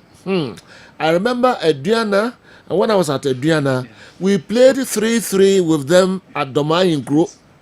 When we got there, it was like they were playing their last game on earth. So Samatex have a lot to do. Yaya Mohammed, former player at Diana Stars. Oh yes. That game no ended 6. 6 no mushes. Diana 6. Yes. Yeah, 6-0. Was that last match on Samatex papa. Wow. That year they won the confederations. That year no Raja no win the confederations no. But football shocks you. Yeah, shocks you, but say you na shocks no e won a limit. Sir. E won a limit. Say we say na new thing ka sem bi. E do na kan timi nkoye magic bia wa Casablanca. 1 out of 100. 1 out of 100. Yes, wow. Maminti o do the Premier. So say Champions League no bought the first round of games, so that was where Summer text mo etimi that qualification. You do the second round, don't this week. Abane wie ne abo first leg don't nyame adom week a yeba be wura mi ye bo second leg na chese omo get the qualification say jo mo wura mu into the group stage straight because say no aye 2 occasions pe first hurdle second hurdle across na chese wura mu into the group stages. Some of the teams no say jo were defending champions like Ali, like Sundowns more during the first hurdles no nti afina na babeshimu na interestingly those top teams na make one asem no the Alis, the Sundowns, the Pirates, all of them were able to get an away wins over the weekend. Ali went all the way to Nyayo National Stadium Kenya. Na interestingly omone Enoch Morrison's Gor Mahia and a board that game no Percy Tau was on target on 2 occasions. And then Rami Rabia said you onunkwa the Champions League 6 times. Okay. Rami Rabia. Okay. Onunkwa highlight in the go. Rami Rabia onunkwa the CAF Champions League 6 times. Said you how consistent he has been within the lineup of Nadia Lali. He was also on target. And then Percy Tau's brace ensure say Nadia Lali etimianya that 3-0 winner. Good enough to see them getting that very good results. Baby akwakoduni there, highly impossible for Gor Mahia to go all the way to Egypt. Because ube here for goals, say you. Ube here for goals to beat Nadia Lali or Mum. Ube then why? And Yanga also did a very good job. Omoko share Omar Bashir's Ethiopia Commercial Bank. Omunuzo Monomoji League no Ethiopia. And newly signed Prince Dube, the Zimbabwean international, and I shared the only goal for Yanga. Emma Omar win it that game no Ethiopian cell. So Nyame Boa this weekend Benjamin Mpaka Stadium Omube hosti the Ethiopian Commercial Bank team no. And Mamelodi Sundowns also had a very good result against Mbabani Swallows from Malawi. 4-0, it was very good scoreline. Orlando Pirates na ya de Joanne Galaxy said you obekaya 2 seasons ago. Omuyi Orlando Pirates Ephraim every time into the group stages. This time around Orlando Pirates were able to get that revenge na Omuhiano. Sergio, it was very good for Orlando Pirates. This weekend, Patrice Mochepe, Dr. Patrice Mochepe, echo all the way to Kenya. Na saying na ebe kaya nyame boa next year in a CHAN tournament no ebe baso. After say Algeria hosted the CHAN tournament, the last one no near Senegal echo G no 2025 na next CHAN tournament no ebaso. Saying Sergio more reveal say February next year. Okay. So Dr. Patrice Mochepe ne President William Ruto Gina on your short na omo Kenyan branded jersey ya chiro Dr. Patrice Mochepe ni din agoso all the way Sergio yenkwa mano ne yenkwa he the performance of Ghanaian players abroad over the weekend. Thomas Partey was involved in action for Arsenal. Said the Andika Ekan Wajum. They defeated Tottenham Hotspur by a goal to nil. Mohamed Kudus also featured for the team West Ham. Emma Omo draw 1-0 against Fulham. Semenyo was also in action for Bournemouth, but unfortunately they lost against Chelsea. Jordan Eshasie and Abdul Fattah Isaku Bemu in the second half around the 72nd minute. In Omo team Leicester City 2-2 draw away Omoko Ewo Crystal Palace. Oko the championship now. Watford able to 1-1 draw against Coventry City.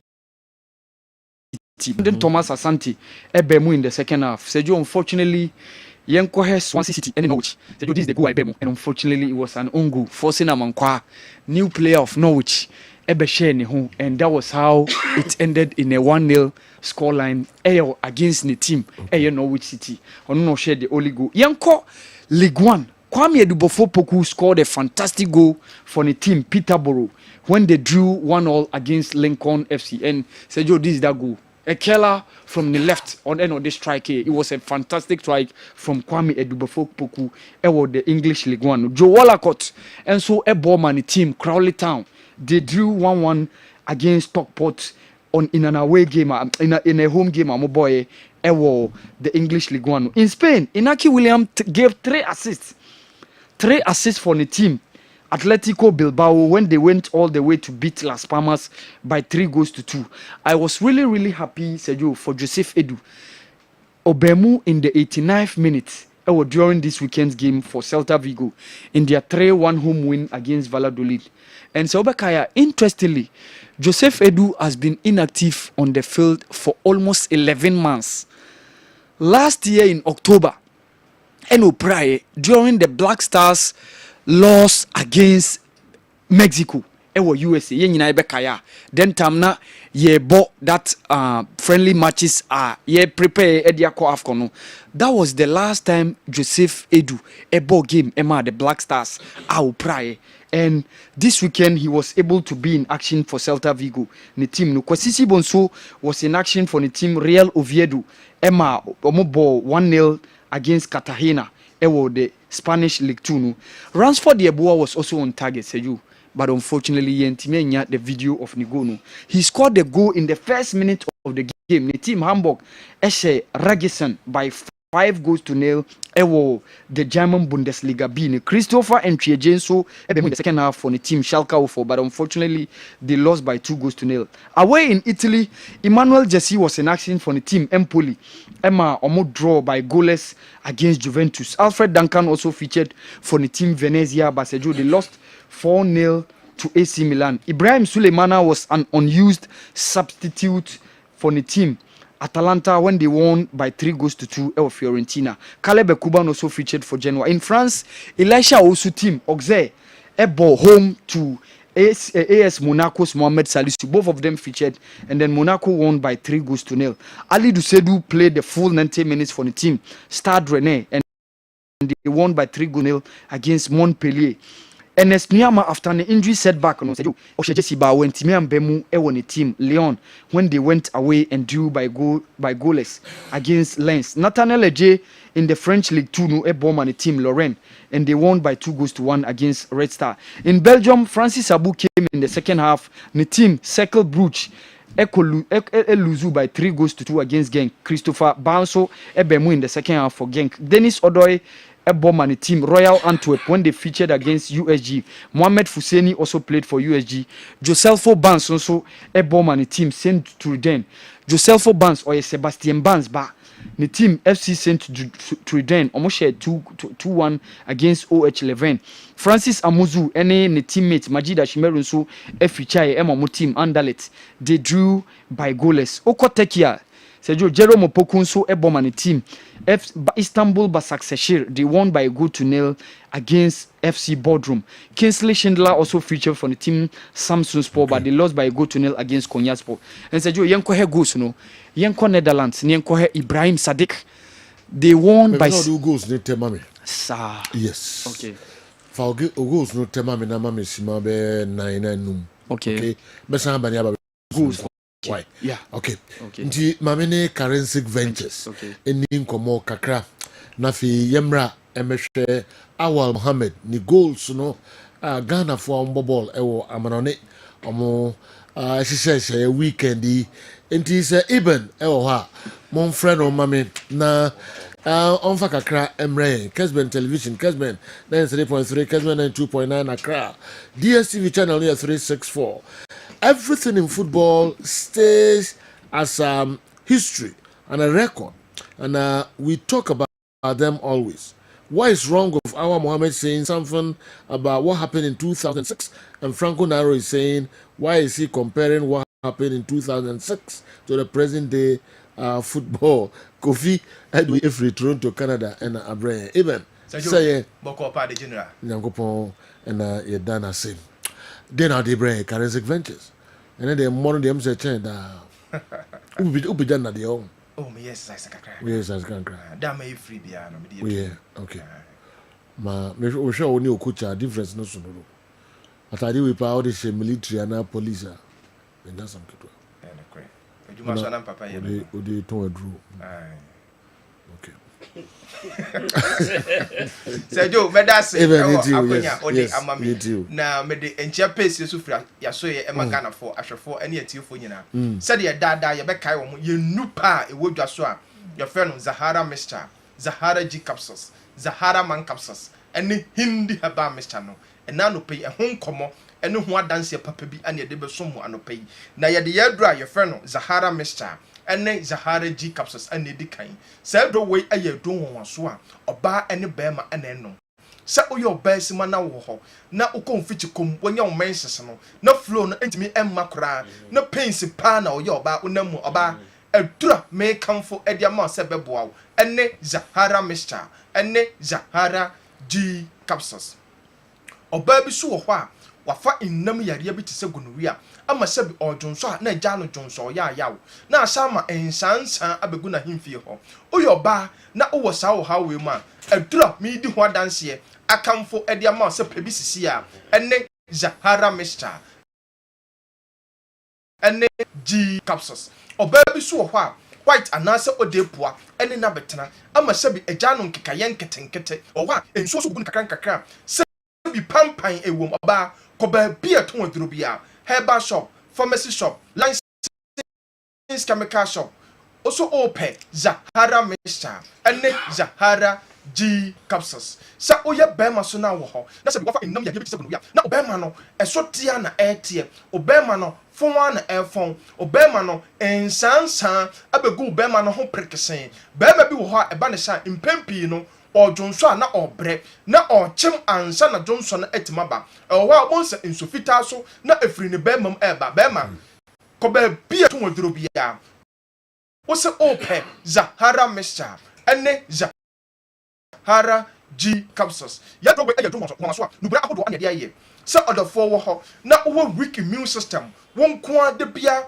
why no phone yare nketenkete ana ɛha wadwen unya infections a adura obia no ma yare no kwa emma biem no onko yare no kɔ na aba odofo wote sa use Zahara mixture ene Zahara G capsules so odofo so wo ho na osa pa ɛha wadwen odofo me se uni problem oba bia to aduro bia wo se ope Zahara mixture ene Zahara G capsules odofo yebekɔ ye memeduro no so a ye frɛ no Zahara man capsules sɛ do we ayadura ebo bema bia sɛ oye bema na wo ha na owo weak erection untimi enni mensem wompam oye bema na wo ho no woye mmere no obo adabrijo bema waduro ene Zahara man capsules bema bi so ho a ne nkomwo no ayemre bema ko ba bia to waduro bia wo se ope Zahara man capsules enu ni adura ebeboa omre ya waya ya twetwewo efra wa minute bema no ni nyina ebefiri ho sha oye bema so na wo ho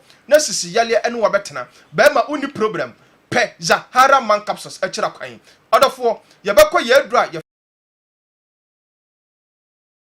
feno hindi haba mixture na sa adura we aye adura ebo odofo bia malaria fever etete no so odofo ho na etedi mo abetamu na waposo nyina aye wo ya na nipadua ni nyina aye hyehyehye adechia no pa obi akọ na dwuma so no onko ade bia na waye mere odofo pe hindi haba mixture akira kwan odofo o typhoid fever na aye krankro eto so no hindi haba mixture ene adura ebeboa odofo bi wo ho a ne sugar level no etete no odofo me se uni problem wodi afa hindi haba mixture aye wadru odofo bi wo ho a adwuma oye no ogina ententen eche oye adwuma wo ahwiem ogina awia so eche odofo hindi haba mixture eno ne adura ebeboa wo ebo awura ni padua no asiesie ni padua ama ni padua no ayefe ko ba bia to wadru bia odofo wo se ope hindi haba mixture odofo dia phone number si ebia na nkomo bi wo ho anase odofo ope no bia ton 0246 34 83 34 0246 34 83 34 0248 56 93 35 0248 56 93 35 odofo de bia meka mese bambo atrema eye chen ayaresa bucket ma nto odofo men twen ma yare no endo so ansa no pekaristic nupa ye friend Zahara mixture ene Zahara G capsules a ebo abusto immune system no asa to infection bia se bi te se gonorrhea ene Zahara man capsules a ebo bema bia wayemra ya twetwe no ebo ne nsamra ne se 1 minute bema ene hindi haba mixture ene ope malaria mixture tatahwea ewo marketer ene se duro no odofo ye nu pay ba bia to oduro Ghana ha herbal shop pharmacy shop license chemical shop other for ya to apete ho na msha wasa onuma duro na obeya danse na waka she characteristic aduro no eye weda say the general. Okay, yanso ya beda say even ya beda say pa characteristic aduro no eye na aduro no mesramo mompa bi na ebeboa ye pa na mon friend numbers no na money a doctor for no any enkomo characteristic ventures so aduro no eye pa awa afeyenhwe goals na yes. Sergio yenko Netherlands na yenko he Ibrahim Sadiq go now shema AZ Akma ewo omo 9-1 win amunya over Herenveen. Sergio Herenveen we na omo touchline Ruben van Persie onu no kuchi omo, and then Ibrahim Sadiq was on target. He scored the 6th goal in that game. The team AZ Akma enya a 9-1 win over omo opponent. So Ibrahim Sadiq go no na ebetwe go no in that 9-1 win omo ye no omo wie a yenko he Isaac Atanga go no ewo Ilves against FC Haka in Finland. Isaac Atanga ni go no ena twegu ewo no oko Finland.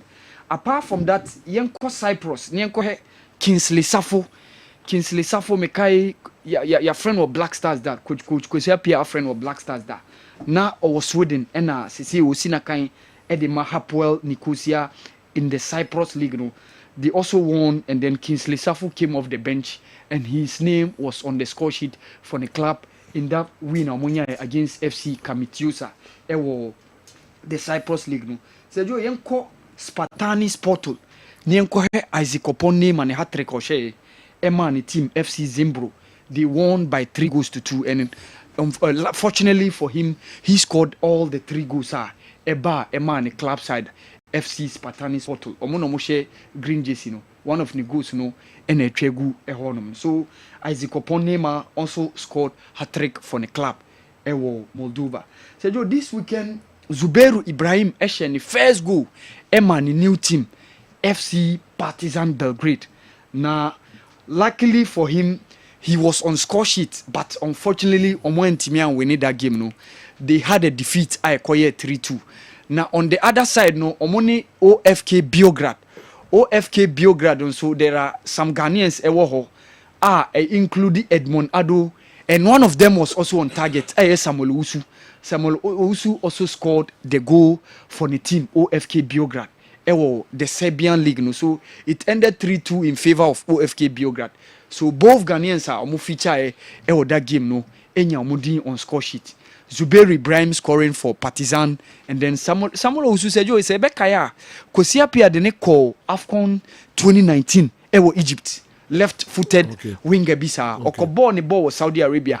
After no wasaba back ewo Europe. And also enya ni din on the score sheet for the team OFK Belgrade. Said some of the goals enya Iman Ebenezer Mamata eshe ema ni team Ashdod ewo Israeli league no ba said yentime nya go no, and also Ubeha Ransford Yeboah Königsdorfer and also was on the score sheet for the team Hamburg in their 5-0 win against FC Regisson. Sergio and also Yentime Enyago. So Sergio, these are the performances of Ghanaian players abroad. But Sergio, and one of the important days on the Muslim calendar.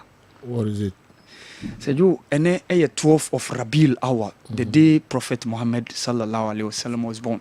Okay. So Hajia Aya and the prophet Omosho mu birthday. Wow. Yes. Hajia Aya of Boachi Dankwa Hospital. I would yes, senior nurse. And they Hajia birthday. Yeah. Oh nice.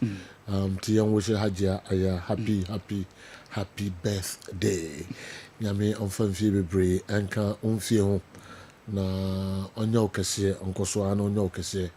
I'm say wafa Ghana pilgrimage a man for kono. I'm also no a nurse. Muslim nurse. The okwana just a kwina beto na one a pilgrims and na echo. And wafa ho akọ hajj bebrebe. So that's opportunity that I see you omode medical officials call. Yes. Hajia I'm so welcome more accounts. Advantage. I'm so welcome, yeah. Aja, you wish you happy birthday. I'm sure what Or any passe. Meaning so I encounter. Yeah, my encounter. Say me call down. Oh, okay. Because I medical catch say, oh yeah, madam for be senior brother. Obi a we are to me any share about. Oh, let me tell you. Oh, how she treated me. No, I won't she grab. Oh, say you ain't yare me to me. Our, wasn't there? Oh, yeah, no, me. You say obi yare there was there some yare bia obi betwem won anim kra onhu kra anya bi na yare do the end with me who about man original I wanna hwe nyo sa you to do Islam and Mao say you it wasn't easy but easy so Muslim nurses in time who be brave oh say dey obi pa yeah o come and share hospitals here yeah ube hu bi pa okay until bibia ma utrim oh debi okay Ajia be ma ajia de me offers no oh was say minim say was madika ajia ya me ne junior brother ne ko you yes ne die but possible because we should be at me see you know it could be possible yeah, it could be possible and now the space now I catch him so ajia won nyina bi komo no me din komo pa yeah me no din komo pa yeah no pe or qualify yeah and you say una ujijine mu na bibia keke so kwai dia wa ujijine mu na bibia but so kwai da ho ujijine mu na bibia keke keke di kwai da ho ma kwai okay na bibia keke si o ko da ho o ko pa awa o ko da ho no ko pe no yeah that's it meje na my hood mama why o be frame aja o mo kwa se na mi wi abe fradia na ma se kwa da yes aja happy birthday nyakofo nshira pa na oma yokudru all right me like of WhatsApp videos kakra aba me ba na fe yede dia kanyina nso atoa mo so awala ma me kwan se aja aya me kohwe se kwa da ho a if say oh you very interested na yenhwe what next this is the rooms bebrebe the hall kakraka the aja with me free the hono aba ono awal ho na fe o ma sha brabasi WhatsApp videos. Hello, Sir Joe. Good morning. The family could feel Jenny Boatin, what as I fear Santi Achimbo. Sir Joe, your pitch is in once a month. Maka, you can't still I am finding solution there. Is it what would be a baby beer, babo, kuma beer? No more Mabu Queen Massipoto, no more. Who build a beer, no big queen Massinano, Kumasi, Kuchisi, Angola for tea at Temoa, and then Sanso, Raja for coach is what big tea at Temoa, and Supankwa. Against you ain't taking so much to do. And yes, case ain't taking $100 million to maintain this picture to international standard. Eti nanado unu yetu abai ma o se penny papa no meboa na eni omumman na yenim I mean we know a project a country no bon say your book pitches papa so ni e twa kwa no ne a enukra project a country as a football nation. Good morning say you Abraham near me kasa free Savannah region me chia woni wapamfo nyina ya sana start week no Day Monday.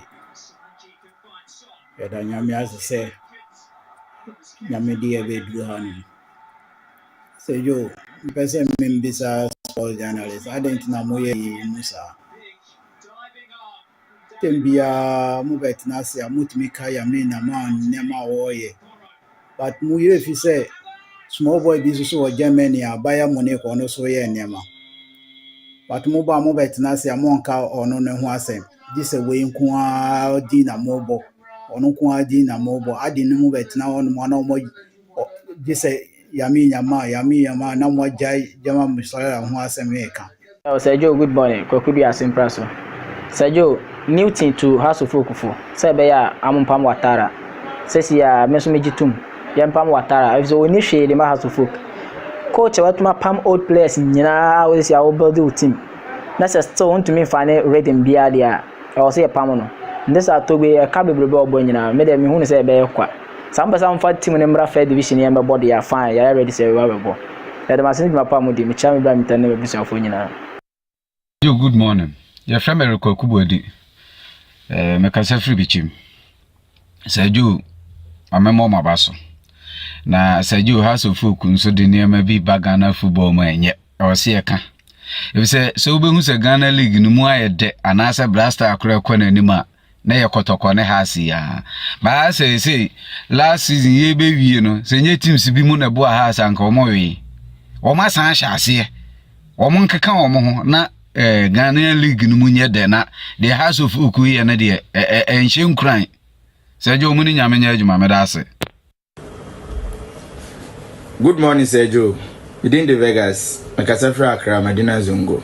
Sergio, Kotoko, move ako Obuase Linkley Sports Stadium no. A good idea. It's fans for no. Esi na yeta IMC nechi. Na Kotoko team need me move edeko Obuase because Obuase man so ya santiman.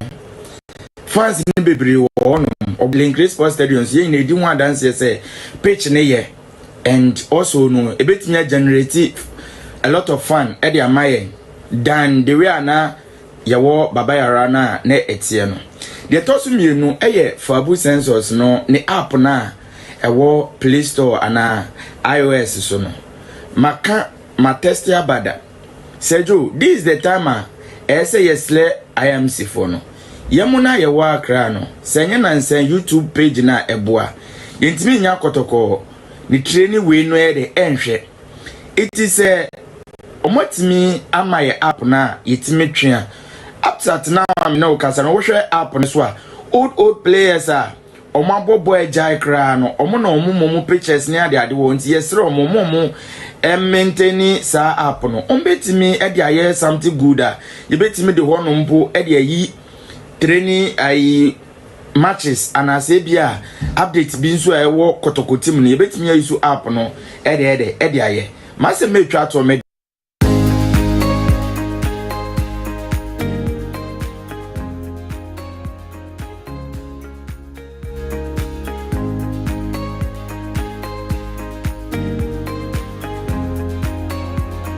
Okay.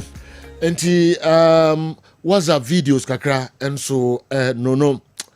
Yebeto aso Kessben television Kessben 93.3 meko na Niwat Scientific Herbal Hospital and so nkra to tititia na fi yato aso ede amamo Niwat Scientific Clinic and Diagnostic Services onyankopon adawroma odisa yaresa bia wei abesia nom se obi biara ohaw biada ne so bia no aye yare de onnam yenso na entimi enye de ensa ne yare ebia me no ka sei mi yare na me bebubo so no ebi kura na na mantimi amo yare so oba nyankopon se onnam yenso enam haban so enam mpaibo so ebetimi atu yare na se ama ho ato ebia odie ne ye awosem na ehaw ebia oye bema no entimi sori nyina so kura me bia me ka se ansana bema ne be sori agina so no eye moja enedeko enti se moja entimi ndie frusa ne ye a bema no entimi nya dey because bema na ye dindindin nyina eye moja ena afele ne sa ebia owo akomayare anasa wo problem bia na entimi ensori enyina so ebia me no kasa ne de odie na awu eda ho fom kodo a entimi nsori kura no yankopon na mienso ebema na ahaban so amana sori ama so so ho ato be ne ye meto tia wo ho because bema na ensori kura na eyare ho sempa because enije wani entimi enye de enjibida ebia na oso de ne de odikobo ania na abesne ko premature ejaculation oba ebi wo honom kra eye adwimu na wose ye de ye cycle de bia meka se ebi wo honom enye dro enye bibia na ye dro oba ye no bedi nkomo na se de problem ni sitie no ya hwe ehunu problem no hanom ye nhye da ma waduro keke ye ma waduro wabra ye hunu problem no because amre sika ho ye den enti se omo obi eduro na wa unim de ya duro ni kwakoye na se okonoma duro na se ankwa wa ha nipa kro no ebia na wo de ne ye typhoid so say enya wa wanhwe ya ohunu typhoid betimi am ye twa wonso no epilepsy ekire wo ne ka say ebia na wonam a wotwahye ama wachinia enkwa meso bra ene me meto nchia ebia na wo de no pressure na tena so achepa ebia me no ka say uda form team stroke abubu agu fam anase yare na amana abubu agu fam tima untimi sorry no frame ni hu komo when your prostate problem odun so a enyeye anase yesi wo prostate cancer na say wo ho crowd person check say o prostate no eye adwuma ya oba ye betimi a check am e bia na wo de ne ye eba na wo pede a yankopon adom ye betimi adom aboa wo e bia na ma no wo de ne ye fibroid na haw me no ka say obi wo no ma the problem pa ye halitosis o ka sa esenti wo mu pa wo be pie ya so ha no ma ye behwe ba bi e free ba na yetimi de etu ase ama wo e bia wo ko ye so cholesterol wo cholesterol ebia wo kidney problem wo liver problem me no ka say yenua ma no omo brebebre infections ha omo enam se yenni proper hygienic places a ye jaya na se ye junso anase yinti no say infections nko ade a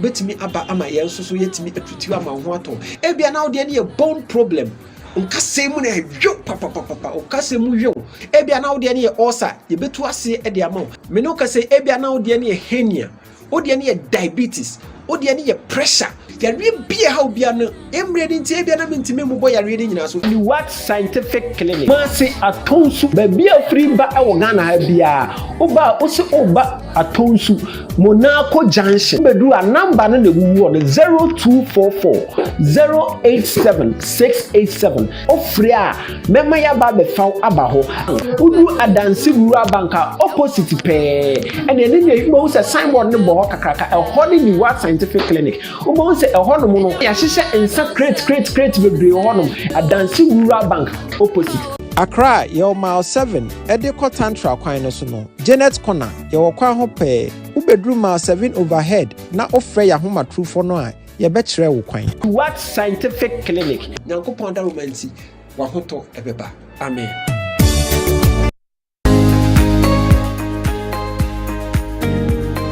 Okay, yes, I'm nyina kwa babiom ade aba midfield action kakra yeah mama gudie mu nsam kakra na entertain kakra na yes say ho yare enso kakra komse donko bebo na ye de program no beba awie emra so se meko Newton Latte Marijata ho osi obehwe 3 games obehwe eye Samatex and Raja Casablanca afei Suacheman and CS Constantine and match also ewo Mando Heart of Lions and Heart of Oak and so odemu highlight no ebebrain it was screen no enim my name is Newton Latte Marijata aye kradwa eseme kon ho nyesa dia just a minute watts edin komo ewie me hu se new enye krado new nye krado okay Newton Latte say why you ready or ha Mami kakra ya manfo etwen opa. Right, Chief. Me da sepa has folk and the do best start na yakowie wa Africa over the weekend.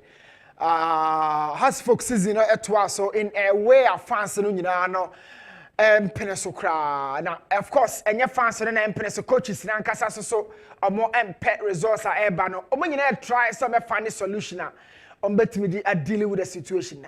Coach Abubakar Watara on in Nana Yamankwa, a team of my building in the final 10 me who pressure be our ho. Defender no, obet me a defender kwame no so. Obe press it, I keep some of the traps in the final 10. Now active load you know what you for no the so. Or obe allow ball no be man bar no be create mid block or a low block. So me person without the ball, me who has folk shape, but set me journey home with screen visual CD as a man watching and na air pressing nipa miensa. It means to be a coaches and a catcher players and I can say more how bebre to move closer to the final third general. Or more try set on bet falling back into the blocks, on bet treating into the spaces. Now I'm a one striker on top. Other than that, as for pressure no sapa. Almost a place in our question, I keep asking say a day team no question. Playing against Heart of Lions, you played against Basake Hostels. So share two teams in Inanwa, and your teams are established so much. Away a league. Now, dear General, we are strike about the final third coaches. Question way and common fans, a call Mamu coaches, you know. Why do you leave just one striker in the final third? Namu defended the and so you watch your time here as at the 45th minute of the first half. Hasford continues to stay back in the blocks. Minima the crowd up, suffocating the spaces, and all means. Heart of Lions for the member so more, but why would even try to retreat into blocks, you know, playing against Heart of Lions? But they left one striker here to keep close eye on these number of players from Heart of Lions. But I can't be also defending now, defending no one quite on my own kind of power. So I keep asking, say, we defending, no, why don't you put more pressure in the defensive third of Heart of Lions? Not the Baya defense and Kasana pressure about from no why from the final third. You keep very few players in the final third. Or put pressure there. Now the attention sometimes you know oh yeah why you so press your opponent so unya chances. So watch this zone. Hana has folk try say put more pressure, smothered these spaces within the pocket. And unya ball will say win here. But what it means here is say a basa more attacking from very deep. More attacking close to the box because Hana mama pressure no. You want the ball, recover that ball from very deep. And a bus Heart of Lions, it make a come on crack or that opponent. I'm on body can on crack. Or bet me stop attack. You know, I've been asking these questions. Ask for a good question. I'm just one. Who's Heart of Lions for the come on? But has the okay can on can you why a place in there? Some can come on coaches in the one. I'm a bomb job of pressure. You saw that shot on target. Now you can go on some new move quickly and a Monday. So it was a throw-in. Ghost in me throw-in. Back here, Heart of Lions show. And back here, has folk there. But you saw that ball being hoofed into the box. Now, ball not a box room and Chembia. There was a bit of miscommunication, lack of organization, awareness, and concentration. Whatever you can put it. Yeah, you know, do come on sequentially. So Nipa 4 in the area has say a ball no defender no a box room. No, you have a Mufa Samuel here. You have Nana Kwame upon the goal scorer. Or Ransford Mensah and a Benjamin aside the goalkeeper. So show screen is the one striker Nana Kwame upon as against Mensah in the box. I had your coach what had about clear ball no. The agency you put in yourselves or that the ball defenders no one some America. More die. Now Ransford Mensah they be better because I feel free lower tier and bahas folk. But the reality and the honesty part of this discussion, they say, yeah, should be free, but yeah, share a juma about me. I am has folk once a because so in the absence of Dennis Corsa, who now so be a juma left back there, Ransford, ye, Yankasa ya crafen, but no, you really slept off. You switched off in the defensive third of your own team. So I'm a forward, Nana Kwame upon the striker, Benjamin Asare, the goalkeeper, Ransford Mensah, the left back. But Nana Kwame Pound took hold of the ball, had time, and Sana Oshabono. Yes, starting the bill. I'm a fan and I hear the original marking on Kwajo Bin Jr. I know you free or this time Benjamin aside no you free. Or you free no two throw no quickly the buy. Long ball, no pressure be him, nobody stops him. Watch the zone. Obia he had time on the ball and Sana was send their call. So free players in the muno. Ransford, the left back, and then they play the onside. A man in the whole back line. No. Ransford really stood still. Now Commander Ben or as vocal. It's a chill defense. I could figure out more marshal. I know they consider race chip goals in the midst of three defenders, and you can understand the fact Benjamin Asare is so furious. Or she said the team or she said you be a 1-on-1. Then there was a long ball hooved into the box. Be my pressure. No, my kind of source and the destination of the ball is so important. Now this is Ransford. I don't know play line in now Kwame. I don't play the onside. Ransford, the mentality not to say Division 1. I had a Division 1 Ransford. You should be told the truth. Who defend here, then it's course and I'm very placing no. Now I question for the second throw in no one some the econo. Has folk in the toe here, your more ankasa throw in. I must share opponent of Heart of Lions. Now I can't want so much pressure now won't farm out be no be the they won the ball through transitions quickly. And I'm sending the ball across for third wall. Ransford left back and away only her a can watch him later. Has spoken to there's no element of defending that really reflects, especially in your shape without the ball. It should be really organized. The Nipa best 6 in the watch. What were you doing? Let's start rounds again, not yet discussing. How many players can be found behind the ball? So Heart of Lions for the match to say who Muntino defend more with more bodies. So in the blocks, it's so difficult to penetrate without quality passing. Now you held on to the ball here. Now your pressure no one has into me my opponent, you know, and no opponent and they has folk. Midfield area zone your way, but how many players can be circulated here? Can be found in this particular zone. Pressure now hard to focus from my ball and your box, you know. Heart of Lions were doing it so good. More pressure nipa now lose the ball quickly, then they circulated the ball into the defensive third of Asvok. Now this point, question Abebusa say nipa say of Heart of Lions now. Two central defenders of Kevin Osas Benia Mofade, they've been occupied by the leader in the attack, Mekan Kojo Jr. Number 2, question Abebusa say the left back position no and the right back have been occupied by Heart of Lions players. So watch the clip on your screen. Yaya Dramani Akamonyama Obabachre, but the position has been occupied, engaged by an opponent. Left back and also Asia, and also Wayomai. Two central defenders, they've been occupied by Kojo Jr. So you can't move to this zone, or neither here. DM no way, Wada. This is the defensive midfielder. So has to feel defense in there. General, defense in here. Omunyamu Juma ye pa. Na ya na umpes those words no. Yam Shannon to Macacraba General, Fatchame, and yet, so light. So left back now on my Ransford, maybe I'll call were you productive in the final third? We jet to you late. But a year later, Shababia Yaya Dramani one, he's been engaged. A bunny saying that Jumana Baba falling on somebody, the defensive midfielder watching. So the two players here, no a DM, no and a fullback, as the fullbacks continues to get engaged. Now, Shasha say, at this point, who acts as a DM, no a Rafael Mensah Ransford? Or no, a left back now, or allow Heart of Lions counter, no. Now, a ballet, no, who says, so be defense, and this is Ransford Mensah, the left back, and it's so Kobana, attacking the can break you off from the general. Or buying over share, maybe a 6 in the general, so no other, because in the chi and Ishmaelado, you earlier saw said, Nami highlighted it, these are situations that defensive midfielder so young watch Yaya Dramani as he gets occupied and engaged within the box. Ishmael Ekwe, who follows him, watch Ransford Mensah. What that? Upon said the other consider, look, watch him. And so Yaya Dramani call, na born than that. Hasford will be 6 players. Why should this happen? 2 games, consider 3 goals, no clean sheet, a weak attack. No. As I'm watching Diego Mo and walk up, I'm watching more Yunus. These guys, Ramsey Munina will help me. Hamza Issa last season, very prolific in the second round. Kasim Sisse, Jet as for go. You move quickly. Now you discuss Coach Nuruddin Ahmed on any boys, Samatics. 4-4-2, and I'm the boy Tia Raja Casablanca. 4-4-2 no means 2 players out wide, 2 central, and of course 2 players up top as the leaders of the attack. Now, Bachorma or bought 2 laterals are more protected at the central defenders. Typical traditional formation 4-4-2. Or big game, no ball. For Raja, it was a makeshift back three with the ball, but without the ball, they quickly switch into a back 4 within the blocks. Now, the who game, say, some of us were so daring. I love this. Say, I will be more show or more energy. But defensive lapses, no, number 1, come on, the near post to crowd should go and coaches name crack because the far post Bob Chamasha yana ha adrenica because you always think say goalkeeper no and this is Mohammed the goal scorer.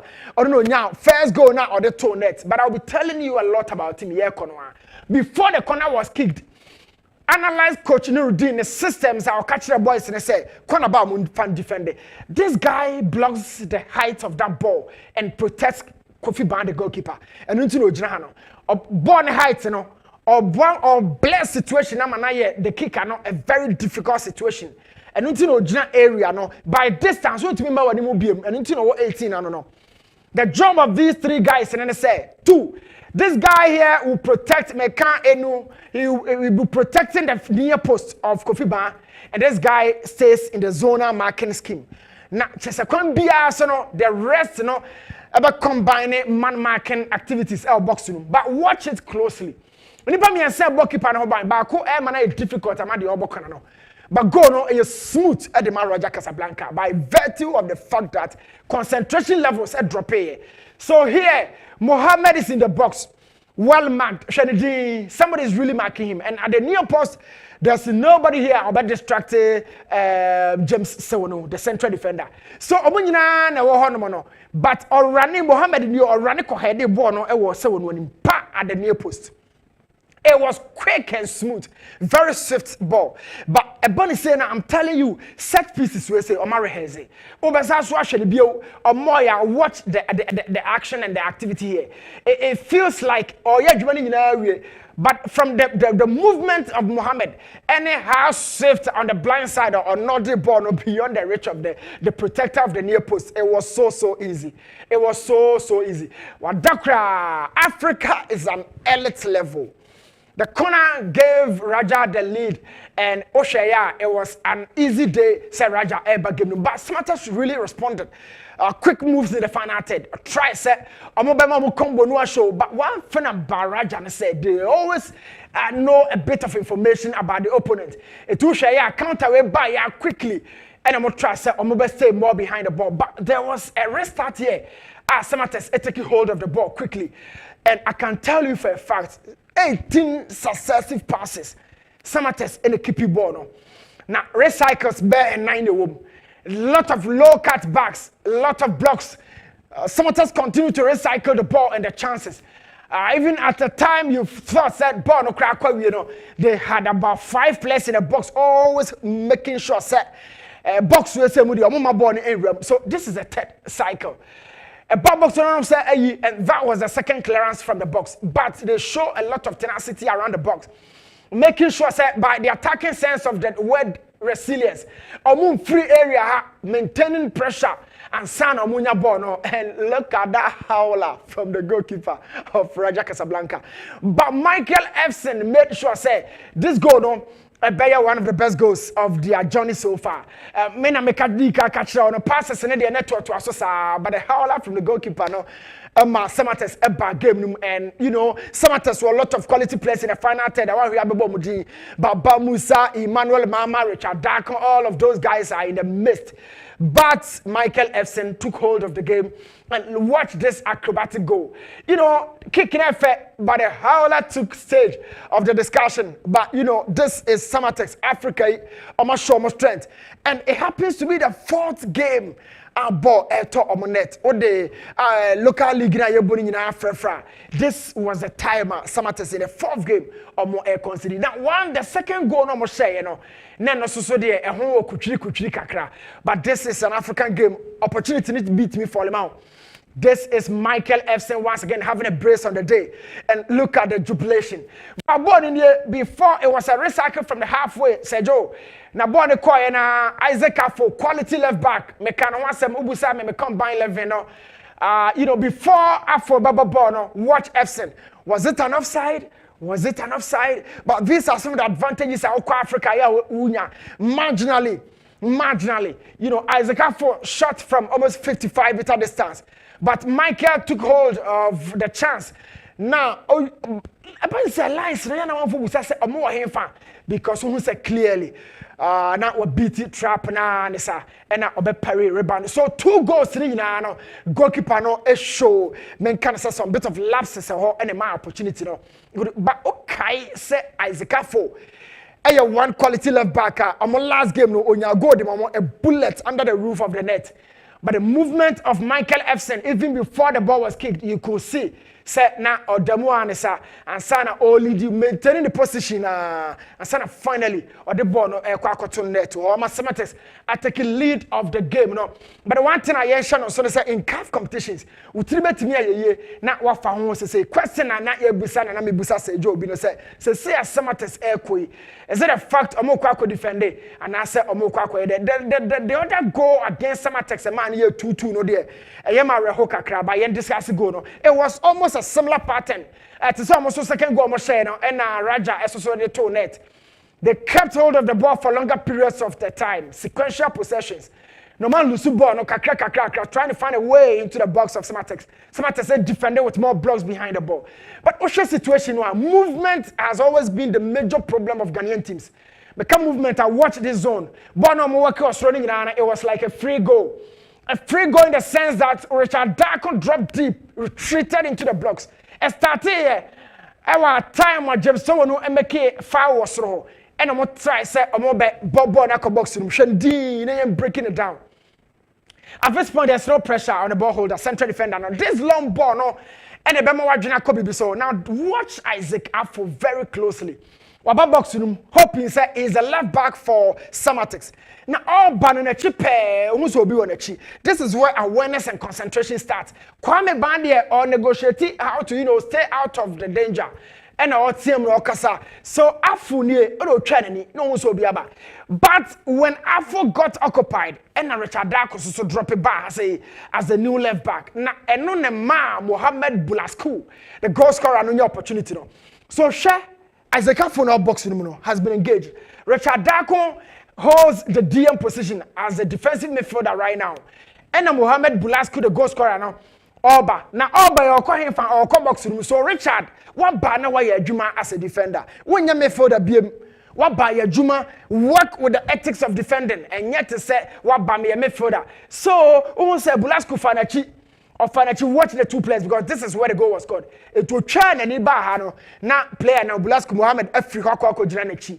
But the good side of Richard is or side trying to be a share and right and who say or dasu jina ho go ya can yan tonet but e kotonet be bia hano or kwako uno mo kan bi so after so yet shoulder check on the right no and who so jina ho now awareness ya take on mo concentration has to follow suit eti who say wa who no and obaba jina line also said the beya obema Kim Mohamed Bulasku.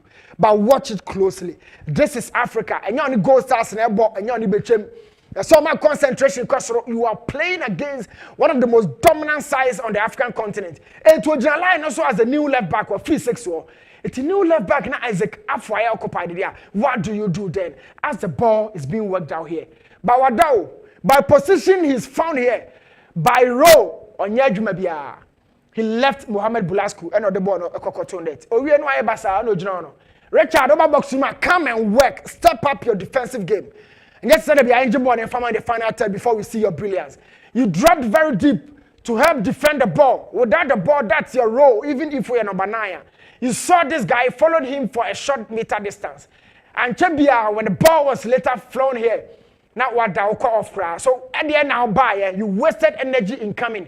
Oma Kofi Bansad and it also, but Obay now, why Mama Yajuma. This is the African game. Right now, question I busa and say, Oko defend it, and now Oko beam. It's a tough uphill for Samatas, but a Juma normal boy, you know, irrespective of the scoreline, I will still applaud this guy. Say, Omoya de power. They showed resiliency and ra. Now, when your fans will cry or fan Raja fans a good stance in Musa, and this was the question and I may busa.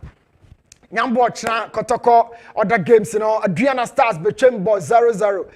Mediama won. These are all the other games. Sejo said definitely. My farmer on premier crowd. But here, for Samatex and a Raja community. So Hearts of Folk, Heart of Lions. It was a big game. Has lost 2 goals. They continue to stay as the weakest defense and of course the weakest attack. But there are 32 games to go. Are you still trusting the coach? Or Coach Abubakar, are you still trusting yourself to pick Asvok out of the mess? Until that, say Joe, Chief. Jachri, I'm a Newton Latte Marie Jata. Yes, what's our home ABM? Me to uncle amount for say Abranti or Casa, Munidi Namuntieno, na nipe wumina no, Monfa, Namonfa Mom Hobra, na ebe boamu ye, papa. Yeah, twice a day, Amamo Kessben Television, Kessben 93.3, Kessben 92.9 Accra, DSTV channel 364, Go TV channel 121, Afei Enamenini What Scientific, Herbal Hospital for MED and Komoka Krakwachi Atrasi, Dr. Paul, and so Atrasi Yankomo na Yeni Omo and Kudin Komoka Krakwachi. General. Say yeah. Nyamiadum General. You think I go Pansipa? Right. Kwachi no. General. Okay, we actually na ya dinkobo. All right. Dey na mo dey bre. Abusuafo ni What Scientific Hospital yeni mo hia dane da nyina ba ye dinkomo ne yesua ade na ye hu anamo ebetimi atu fa ye didie ye nom ene mframa ye home emu abusuafo nya ne nsem se na yare ahodo a ha ye no ye didie mo eka ho ye play major role enti da bi ye tufu se aduane bi be wura mu a hwehunu se aduane na ade wura mu oni maduane no ba bi efirie ena afa aduane no enema hodo ewo mu ena drugs na abeno mu ahu se dro na wo nom no rightly prescribed by a medical personnel and a physician doctor ni na prescribe a drama onye se bi out here dro we anu akoto da bi make sure say obi a wonim de e wa pomode mu nsem na prescribe aduro no e de amount ni what scientific hospital yet na sibre no a ye no di nkomo yetimi kiro haban hodo bi e so mfaso ne ade ene serobesi e de atu anamon ye wo Kumase Atonsu Monaco Junction Kumase Atonsu Monaco Junction ya Dansura Bank de animhwe enkranso ma 7 Achimota ma 7 ye be ma 7 park no ano ofri ma 7 park no ko Tantra Hill no ehwa kwan no so ena ye wo ye adwuma free juada ko sida me menda ba bia wo bia no bomodin apeda na bra odie diabetes na ha wati chiri yare amasi se ojo ho ba bia enye osotia na etie typhoid ama so te ana so buo no mo a na uti pai o eye stomach ulcer na ha wo ana wo problem oba be ma maware emfie mienu miensa wo ma da bia meka se wo ba no oyire ana no kunomre san se awo problem no ehwemu abeda di se dodo na ya ne free mema no oba be ye semen analysis test ni ayi ni nyina kama pa dia ma wo wo de pressure na ha wo pressure nti asemesi ofie nsu ntimi mo wa mane san se ka kire wa ahwe ade be si akire no na ankoye papa ana se oba onsabuo mo enye fibroid na ha oba ma akoye osi akwa wo ma eyeni what scientific hospital ba ebehwe ni nyina kama pa dia ma wo ho na ona ase hyehyew ana ye prostate problem na ha wo daw Johnson tentem Johnson be briansa na ade akye eyeni what scientific hospital number no na obefa no afre enegu TV no so for the sake of mo amotie radio so no number no is 0244 087687 0244 087687 0244 087687 emfa honi bia wa chini akọ bomodin abra yade na oba na betimi ahwe beka kire ntimi hwe so beka kire na ya pe alternative way enso ediama na Dr. Paul as usual ebesua de kakra na mo hu se ya ba ne de ne aba ye ne mo ne betena na yesua de ya pomodin hu nsem so ehia ye parent general meja ma Dr. Paul na ono so de ewure. Okay doc yo general say yeah say de ya pa okay de nyankopon ase yeah ya ba ya besua de okay na ni what de ma ya dan so kra wa so bia kan ho no de ne ho be hye yensa de nipadua ne be hye yensa say ya nya body works man on say okay ya combine medication no ya bibi ya friend holistic treatment okay yenja bi nto ho ya fa ni nipadua ne nyina ne ya sha se yesiesie nti ha na ade ba ya no ne akwa akopia ha na pie nemum ya wie ne ya situ se nipadua na ha bi ya hye ba bi foforo bia nso ya ma ne makra na de aba nso no ye be pia na ti kokra pie free system nti na ma ni wa scientific clinic de ya down so kra na de bia ba yesu ade ya hu bibia afa susumasa ho da ya hu bibi afa bibi se nyanya ba magu achi ya besu ade afa atoa ho na nne me san pese me si susumasa so emre bi atwa me bo so keke na mpesi so pa ma wate ho ase wo fia no se ni what scientific clinic en haban ne ade bi ye adwuma wo yaso ye no enya se ye nim ni din keke ana se na se ya tese ye se ye papa ye nim de wo mu ntia ya fa bibi ye friends susumasa na brof din en fa se susumasa de the tree din no na brof din e friend ni bodial lavis no ni bodial lavis contain de be friend phytic acid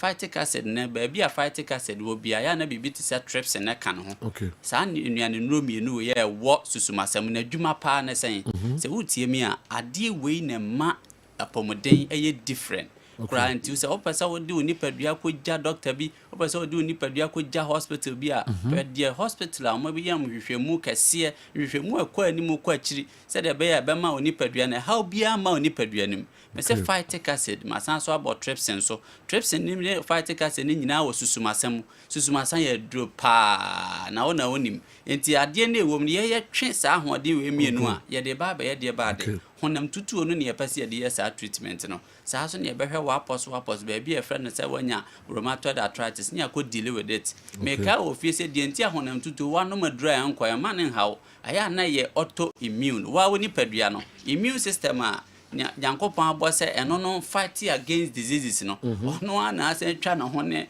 onipadua na nya asem no eba problems is a wo hia ba bi animdie akọ akiri ansa na watima treat wan hwe a doctor beka se fa painkillers keke na emom treatment papa bi en ho susumasa so obaye adwuma na maye enam so contain phytic acid enam so contain trypsin ebe hili wapos e hwa inflate no ya arthritis ne nua rheumatism eba cho ye the phytic acid ne trypsin be hili rheumatoid arthritis the phytic acid and trypsin e wo susumasa be hili wo stroke no ye the phytic acid and trypsin e wo susumasɛm no bɛhyɛ asɛ sɛ yɛde treat epilepsy yɛka bɔ mu yɛtumi de ma a wɔyɛ clear yɛfiri yare a yɛ stubborn ɛne yɛbɛfa yɛ phytic acid ne yɛfa trypsin from susumasa ɛkwan yɛbɛfa so yɛbɛtwe afiri mu no ɛne ma yɛda nso koraa obi wɔ hɔ a de onim ane sɛ aduro no deɛ ɔnoa a wanoa awie woyam yɛ no powder wayɛ awie daabi ne wa scientific clinic ɛsusu sɛ daabi yɛnya adeɛ saa yɛkɔtwe yɛ trypsin nko a yɛkɔtwe yɛ phytic acid nko a the process ɛne ma yɛda nso yɛtwe nneɛma wewie a apart from the mabobɔ so no stubborn yɛfunu yadeɛ yɛbɛde ne bɛto fam saa nso na mmɛma asɛm a ɛkɔ fam a yɛhwehwɛ mu no ɛyɛ because of prostate na creative problem no yɛbɛhwɛ ama saa nso na problem bi te sɛ ɛtɔda biara ne yɛ nerves ne nya problem nerve endings no ɛha bebree tumi toto no ɛno nso yɛbɛyɛ afiri ama multiple sclerosis yɛde phytic acid ɛne trypsin bɛyɛ sɛ adwuma no menka na ada sɛ wotie mi a so duru ni wa scientific clinic a ɛhɔ ne yɛde yɛhwehwɛ mu no yɛhwehwɛ onipaduam na yɛn nso yɛsan hwehwɛ yɛn nnuro mu no na yɛne omienu ka boma yɛ biribi a ɛfrɛ no holistic treatment yɛmfa nneɛma ani agorɔ koraa nti ni what sɛ wonte yɛnka no wate yɛnka na ka ho na fa onipadua no koraa bɛgya yɛn ebia na ha obi koraa ni nipadua nim ba ɔde nipadua no bɛgya yɛn a ɛbɛbɔ apa sɛ yɛn sɛ adeɛ baako a ɛda nso abrɛkyerɛ ne sɛ abrɛkyerɛ obiaa wɔ ne lawyer obiaa wɔ ne doctor nti ne history ne system bibiaa ne doctor nim asɛm to na ne lawyer twitwa agye no aha ne yɛmfa saa yɔnko no bi nti sɛ wɔpɛ yɔnko papapaa wɔ doctor sɛ mu apɔmuden mu a fa ho bɛdɔn ne what scientific clinic na wonnu ho da wobɛhu apɔmuden mu difference paa. Okay. All right. Dr. Paul, Kuba se bia obi wo hono ma na wanya pressure na se bia diabetes no bia wanom ama a weakening system na ama o mema sem kofo mo a me pacho ni what scientific hospital ba ye behwe nyina de ama stroke na aka wato form ana obi wono mo a bibi nti ojo ho ba bia enye ɛna afi ɛma no a obi wono mo a enam nsan ade general say infections we are na this is a pet that needs to be treating infections but because a hammer for general but akwai yare bia ase ebu na bonfia te se koko aha saa yare ne yare bia ye nhyeda nkan wasem but hammer for pa enti bema bu o mo akọ toilet na se bia akọ private na se bia wo gya nan a na so fita bi fru bema na oba white how infections no ni what scientific hospital no no dro basa bia emma enko ha anase enko se niema enso ase o ye wo kuma ase Atonsu Monaco Junction Kumase Atonsu Monaco Junction ya Dansura Bank di animhwe Enkransio ma 7 Achimota ma 7 ye ben Janet Corner ye adwuma free Juada kosi dame menda both Enkrani Kumase nya da bia person ba bia oba frɛ na ye ma direction ni number ni ne hia 0244 08 76 87 0244 08 76 87 0244 087687 general. Okay. Yeah, that's it. Yes, so yeah, that's it. Dr. Paul. One for here for nature body. Na. If we were that's the make an opano. Oh, who any more? Yes. I been a Mariam or womb to say. Mr. Romani who na ne Humberton even before so one bibia. Hallelujah. Yes. Trust and GDO muno is serious. Yes. Yeah. I'm so what education now cost so me how do I want for ti watch yeah. Nyaminsha na omo ibi amane koso kama. Ni what? Mr. Mufra numbers no na ko to sa papa yi wo ha. Dey na how onyi emfam free ho ema Dr. Paul. Okay, akasima Abodu dumira pa onsima aduonu enwotwe kwa miki ba betrance na or the local stories no enso atoaso amaye. Sometimes we have to put our sentiments and affiliation spectacles aside so that we can see the realities clear. During the transfer window, Andy Kemp complained about the recruitment of Hearts of Oak, but he was attacked by their own fans because he said the truth. Said, do you know that the only option A player Hearts of Oak signed this season was their goalkeeper Benjamin Asare? Now the reality is dawning on them.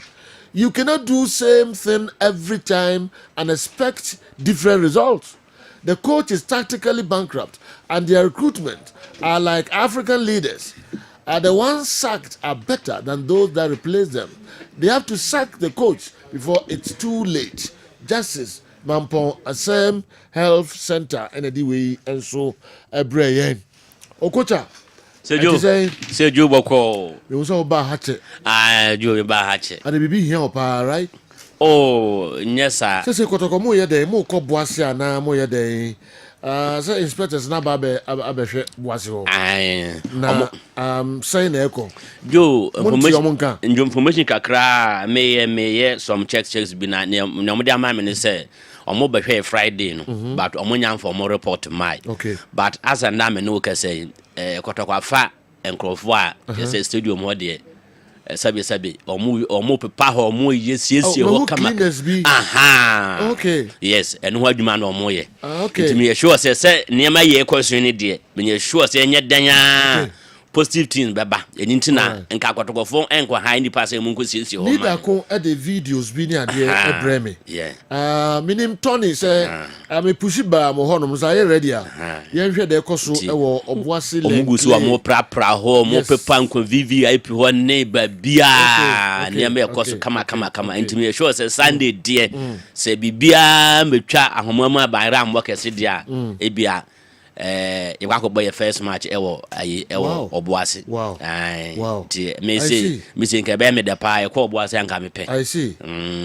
Ko oboase anka me pe. Enti clean bi e koso nya easy kra. Asem kitwa kra. Ni pe ko be 10 na 20 ya form a clean ho. Na mo twema efe ni nyintume. Da bi say na me ka say enye say be ya mpenifo na ati bibi.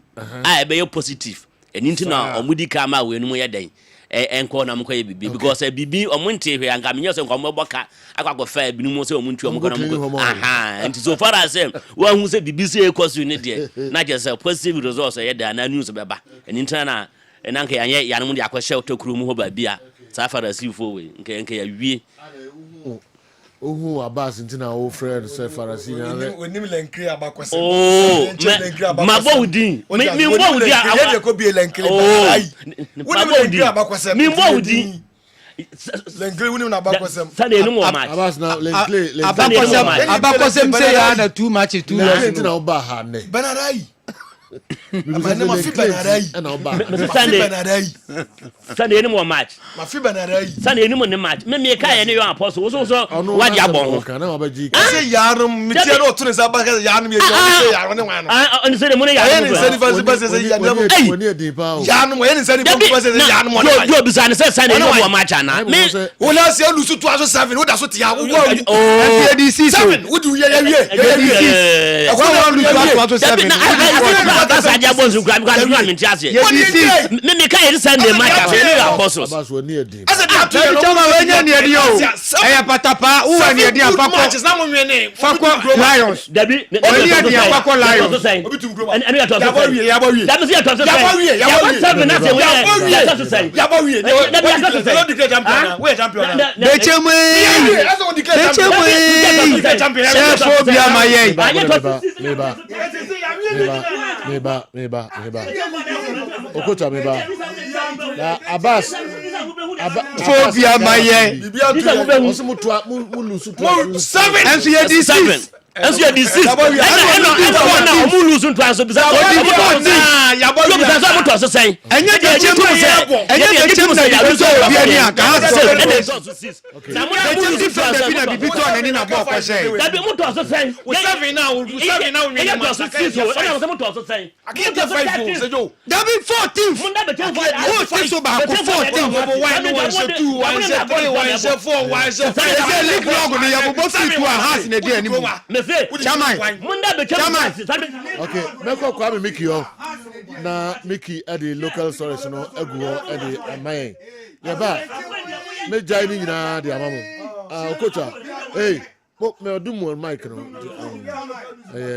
edi me ko Mickey o abas mo wash supporters in cry pa I never say that until the bones are rot sa no me sa never say that arena aje Kotokolu 7 matches yes MCAD and bisa say ya to so say bisa say ya to so say mo league we na won hear the house be ya ba wi ala so we all lose 7 ya to so na say one o to so say chairman jo omudi de chairman da so me betra ha ka kire o say players na ankasa yo ma dwese o mu mo ma ye local stories kakra musumu de players ne bo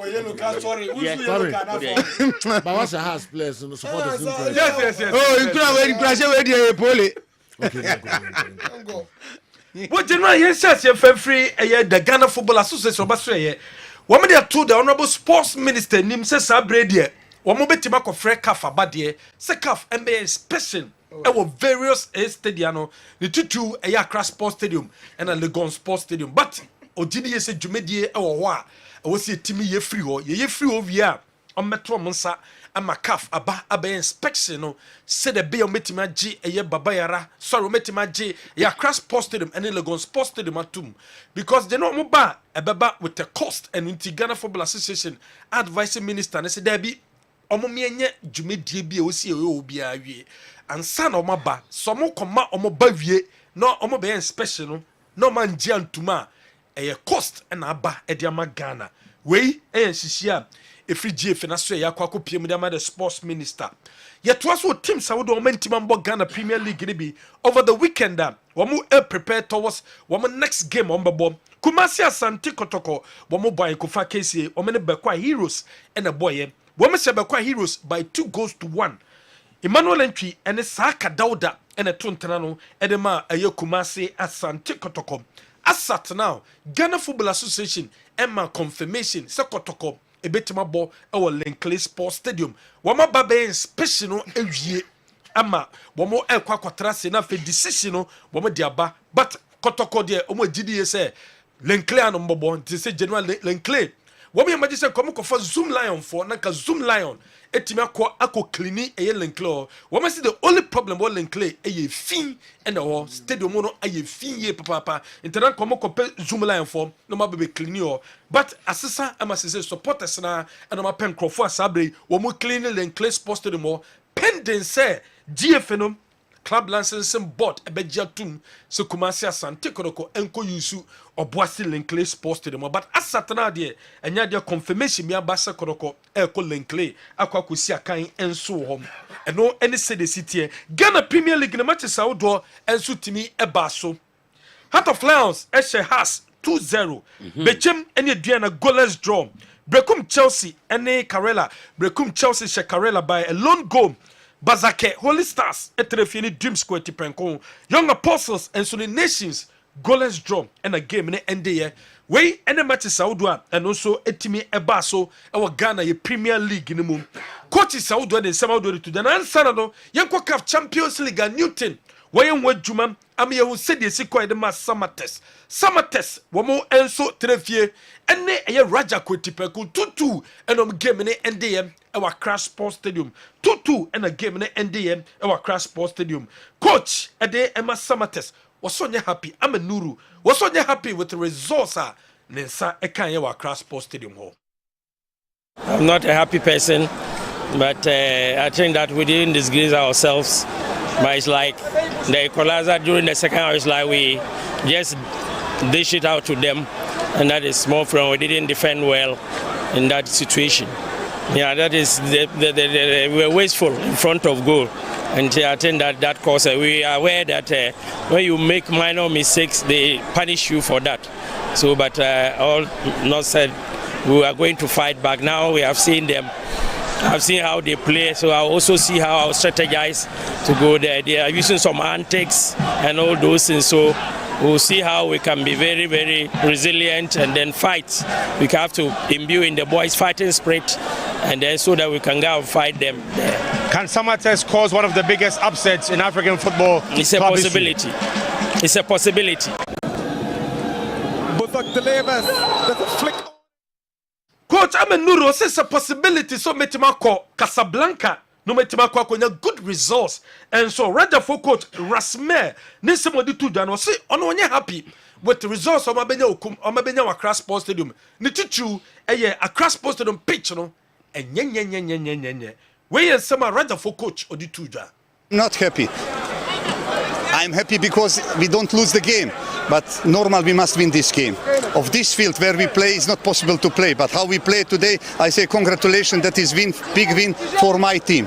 And because of that I'm proud of this young. How he play and where we play of this field, very difficult sometimes, but sometimes that is the football. I say thank you very much to Ghana, thank you very much for these people, and special thanks for our supporter who coming with us here. Thank you very much and see you inshallah in Casablanca. Inshallah, see you in Casablanca, where you and some coach of Raja the two jam after the game. No, what's up when the players Rabaso? Some bet me see a kind or pack be say and I say pitch be say so. No matter me 2-2 draw there. What body players Rabasu ye papa. What bo fans Rabaso fans are what so sure can see ni what bomb basu ye papa sempono. What meta team nechi and so Ghana Premier League matches outdoor ebaso. Quando and Hato has. One supporters after the game, no. One did this refuge didn't no. Gola, Heart of Lions is offside and inti referees na nyade modemono and so form. Yintin sama has fans no attitude after the game. So good. Ball it wasn't so bad. I'm laughing when they are ball. I just said, boy, first go not here. Every boy should have them. Ball not here first. And outside, and this was you go. And outside, clean outside. Any ball will be uncovered video. And outside ball. And this was you go. Next match now, what the ball will go. I don't go. Who the other who? When you are moving to the buyer, what to go to the center to me and then I'm to say, every day, you better support us say, we're about to buy. And that is so we are for car, 2% and I better have to book it. How to book it, how to book it. And you better be a support a club. That there is one thing. Can I make this? So I'm not when you put ball now. I'm not what you represent football. I'm not say football. Not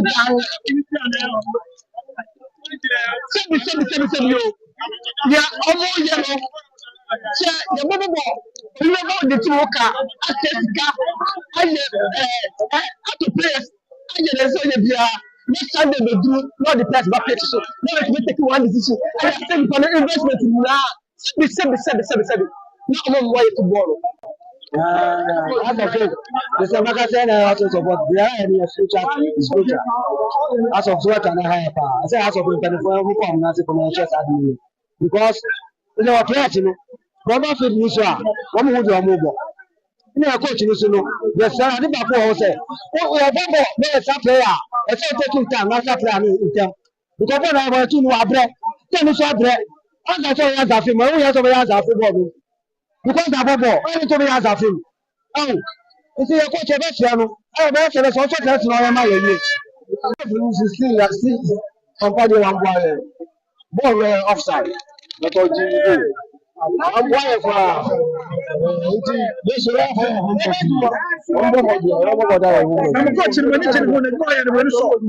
Oh, let me stop because what you say, I don't say anything. Let me stop. Okay, Entina and also and on the bus are bus. Got to go for me now, Hano or Bro, papa. You call off a not just or do a tam. You see, as someone else I can say. Now, I can't 5. Sanya to woman. I feel be anto be no be chemo. Enti yenye tu ni yenye tu ndi munya ika. Aka 5 ansa. Aka 5 ansa na ya to womo. Timo lose 2. Ya lose 2. Omu lose 1 2 3 4 5 6 7. It is a come 5. Aka 5 da benda. Da benda. 5 da benda. I said was just starting the baba in 5. 7 in the baba. Ya die we. Ye be sia no ndam kura. Okay. Come to us. What general? I don't say the city. I can 5. Way has game no na fans no e kasa fa. Kuna du yadom. Wase abas mo bi anka na command niyem na nyema ebesesa. Enye se ya e na beko e da ma crash of bobo ekuo no. What I can say is, as a player, we lose 2 matches, especially all the 2 who now have to lose for problem. As a player, I won't feel where any day. The mechanic say, "Your supporters are more concerned about the monta without a money to me. In your win on me, more painting. That's from the match. I think that things will get season there at here what they will. Maybe I think that they're starting maybe maybe I'm waiting for the things will change for us. So I think that the high end. and no weapon and no message out to win member. Going to boys no be okay extra hard to win by and but to be a better basanti. We are down for now by we move forward. We are down for now. The Asante Kotoko fans must be serious. If they want to play at Clay, they should swiftly let professional cleaners clean the stadium. They must contract Zoom Lion to do their job instead of saying the fans want to go and do it. They can't do it well. If indeed they are committed, they should contribute cash and pay for Zoom Lion to do it. If not, they will end up doing a shoddy job there and will come back to complain that the place is dirty. If it must be done well. We free Penimupa, hopefully Effie. I mean, when the Penipa free Horn by Intino, Messimo Bonidin. But the let me almost zoom line for the cooking. Intimio, M1 so. Ufonino, so cleaners, no, and cleaners. Me, if you say, Ebia, we be tempera. Because we have number of months. I call off here. But then I mean, wishing me boss be happy birthday. Ura Kwesi Badu, President Kwesi Badu, for Garrison Kifi Club, Rich Kwesi ties. Kwesi, yeah, Michelin ties. Okay. Only Kwesi Badu. Oh, and him as a Tabano be 20 years. Kwesi Badu, I don't know, President Rich Kifi Club, and then a president birthday. The affable president. Or Chelsea. Ose. Or Chelsea. Or Chelsea. Oh yes, Chelsea. Yes. Yes. Oh, Chelsea, Papa. Yes. The unassuming president, very wealthy. And Nakupon Unshrauna Onyo Kase, Mr. President. Na di Makifi Club no enim and fear Ahudo P. Among for Dodo. Na said we see humble. Na Wodi Wajuma, Unfandi Agro. Among for a feel too much. I mean, na onyo kase. Ayi pen ho asem ne ko pray president no. Where? Brukutu. So be anim so call better here because I want for feeling no. Yeah. Na obono twe na se brukutu na abro. Yes. To be election nipa akofom sada. O company cook eh. Oh, e boso ni cook dey boso. Yes. Happy birthday, President Kwesi Badu. We love you.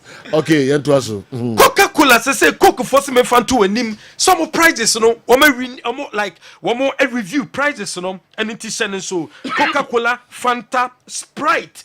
300 ml no your review price no 3.50 Ghana cedis and a day edge and nunti birthday party engagement any gathering bia we bia no se wo pe a year drink and the akwasia a Coca-Cola Fanta and as a Sprite and a betibi de akwasia we a DSTV so much more DSTV says say me fan to anim say stay connected. Ewo DSTV ni so abra wo dial *759# *759# enum ena bebi a wo bia no obetima connect with decoder no connect to decoder no bebi a wo bia abra wo dial *759# enu ni short code ebetimi aboa wiye papa job opportunity House of Fortune Limited ema job opportunity. Now job opportunity the man say you do to kwan ako Dubai and Qatar. Work opportunity any day man. We a carpenter ni, we a mason ni, we a painter, we a plumber, we a tiler, electrician, electronics technician, firefighting technician, civil technician. A job be a we a bia, a yensa no jume biano. Opportunity ba at the amount so be ko Dubai and I say Qatar. The here so be frey one number way sum 0554 547 915 0554 547 915. Uyo bia ope work and pay ejuma ye ope passport birth certificate kumase ya branch no e wo sokoban kofo eye school giants ne so pe and odra ubohu House of Fortune Limited bram niemo ejuma enso enye Milo energy for the future wo pe eye energy for the future eye Milo and ebemo ahoden akola ni ko school a man Milo enom ebema ne energy a ebeboa no edamu ni nyina no ewo Milo mu eno ntam anopa na man Milo na wetimi anom Pepsodent Charcoal eye toothpaste de twitwi yese real choco wom, lemon wom, mint wom, and a zinc and su a wom. And nunti so betwitwo se, ema se no eye fita, eye pepsodent choco, lemon no ba boa mo numa da ho, mint ne ba mo num pampan na yhwam, and a zinc no ebe protective teeth no a day amount. T74 and when you draw no breadum acids na be T74 a drone binanom immune booster ebe boost immune system no a day amount immune system na ho dindim and nam so ma yare ahodo airborne no also copy T74 na nom na boost immune system no na fei yare bi te kidney problem na wo heart problem lungs problem or eye problem or abdominal pain or syphilis or chest problem or pressure no so sugar no so or prostate problem and also or chronic cough or HIV or COVID fibroid ulcer asthma yari amabobo sui na air hawa bomaden na kope T74 0246 073498 0246 073498 obedum asedausa won sabetimi akedroibi na wetimi akwa konom Franco Trading Enterprise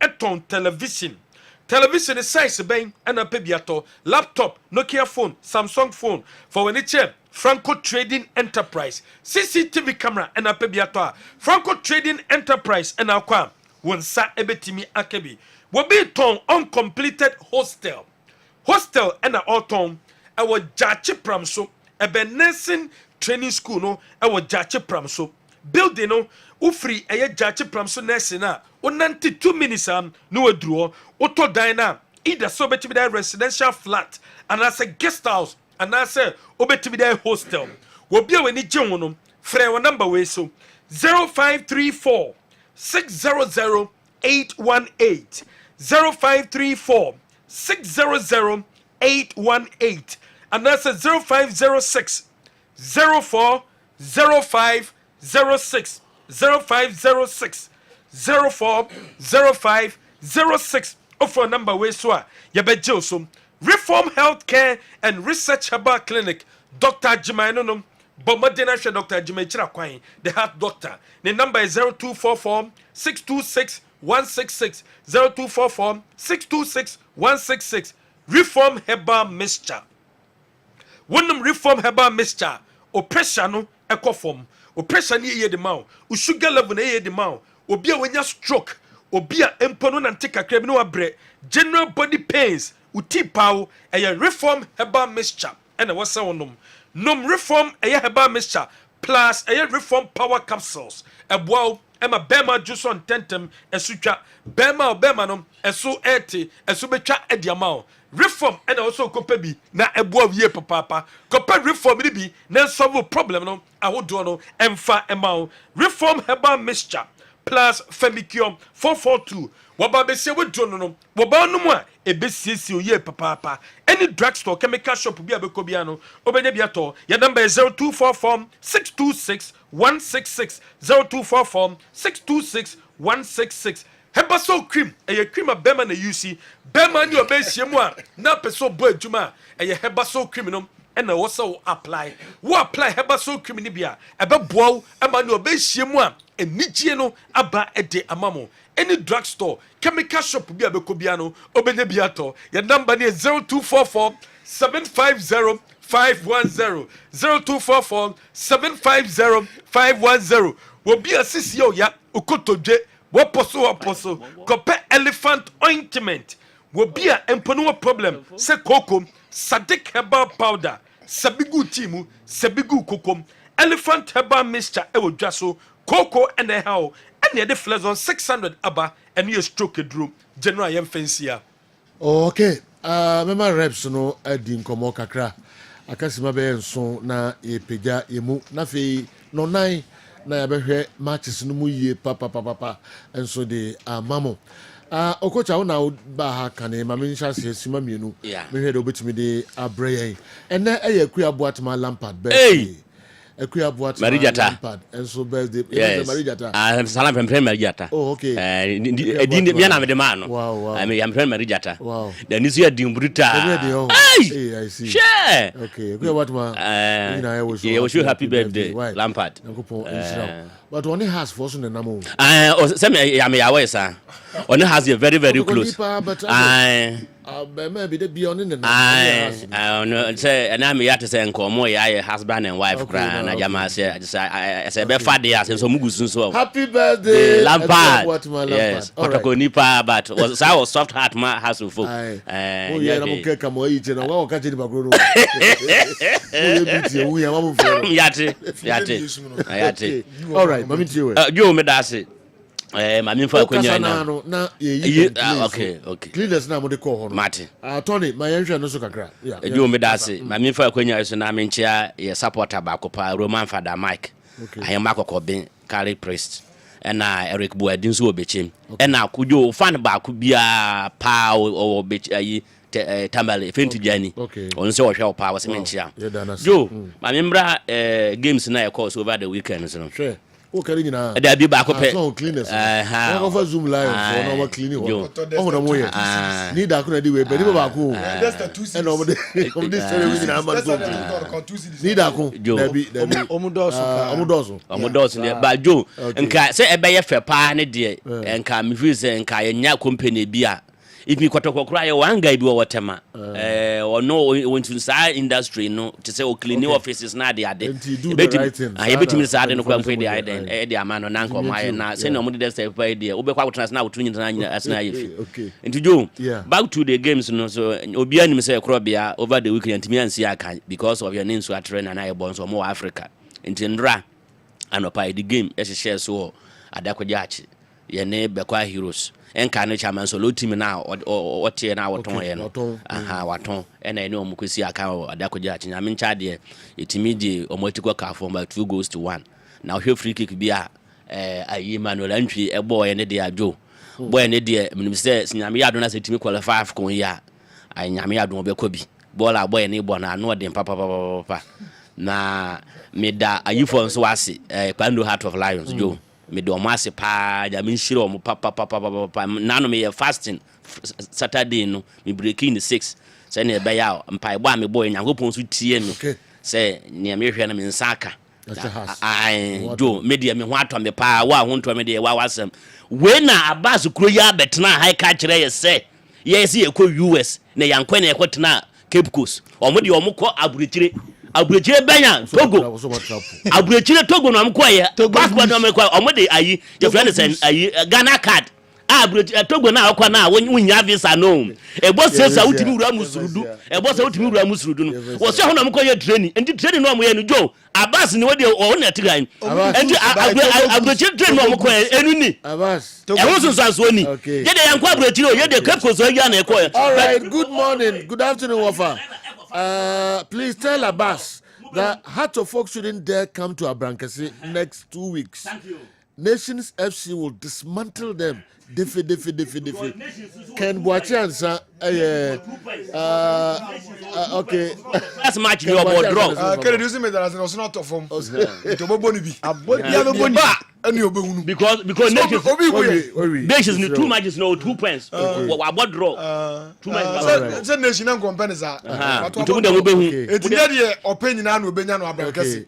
Enti ewo park and so nti say nyame adom house of folk beba boss and house of folk here say kotare near manzamfa manfa but still phobia never sit down until the bones are rotten. Okay. Say yes ya chassis no ma echiachi amaye no o say mpanifo ni all the stakeholders ni na ye gather near the way forward the kwan be fa so a house of folk lose na etoto ye no you betima organize ye hu ye ne yetimi abanso back ma ne ma koso ye amaye to supporters me say yakoma say ye but abutre na wosi yenya na da bia fi ameka me sisi kan yiri nto adwene mubuye uto adwene mubuye ho kwan na abedie inexperience hayen me fancy me afidie bia me ba meka inexperience hayen enti komu ye recruitment at least komu pe experience player ba ko na mienu bi e me shetim ni mo mayen nanka at least eniema e ko na nanka eye bibie ni wa wiase wo ya o hawnim ba nya dia o haw ne ba unya solution. Okay.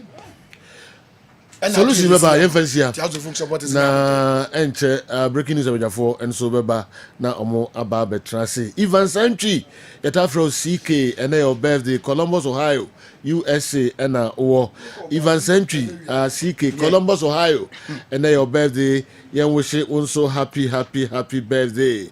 A fabulous birthday to DSP Nana Amabuachi PR department, Ghana Prison Service, and they also birthday. May God bless you. May God bless your new age, dear.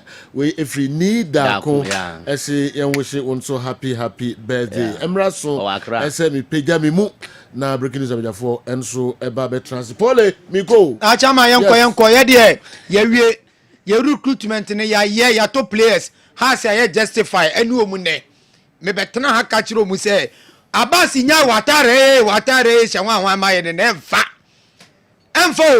ye bompa ye omu saki obia je se enu omachi ansa enu omu timi san to play ansa na week 13 na duru eti has for afa na mu be blidi pa me ka kira mu say ye kotoko ye players ne ka so omu boy abro me ka ni play omu kono eti ne lusu 7 to aso musu de mu bom wiase bo nyina mutimi nhye Division 1 team o me first team no share has e wa class sports stadium ni so Premier League team ko mo bi da Division 1 team yeah that's it one man show Japan don't have to laugh and feel say no team share has no nine one man show ene mo ne matches ni nyina emu eye papa Gabriel Obuasi na o me da sepa ni videos and the pictures how the breme e free Lenclay no ayana watcha Chairman P and so the mame.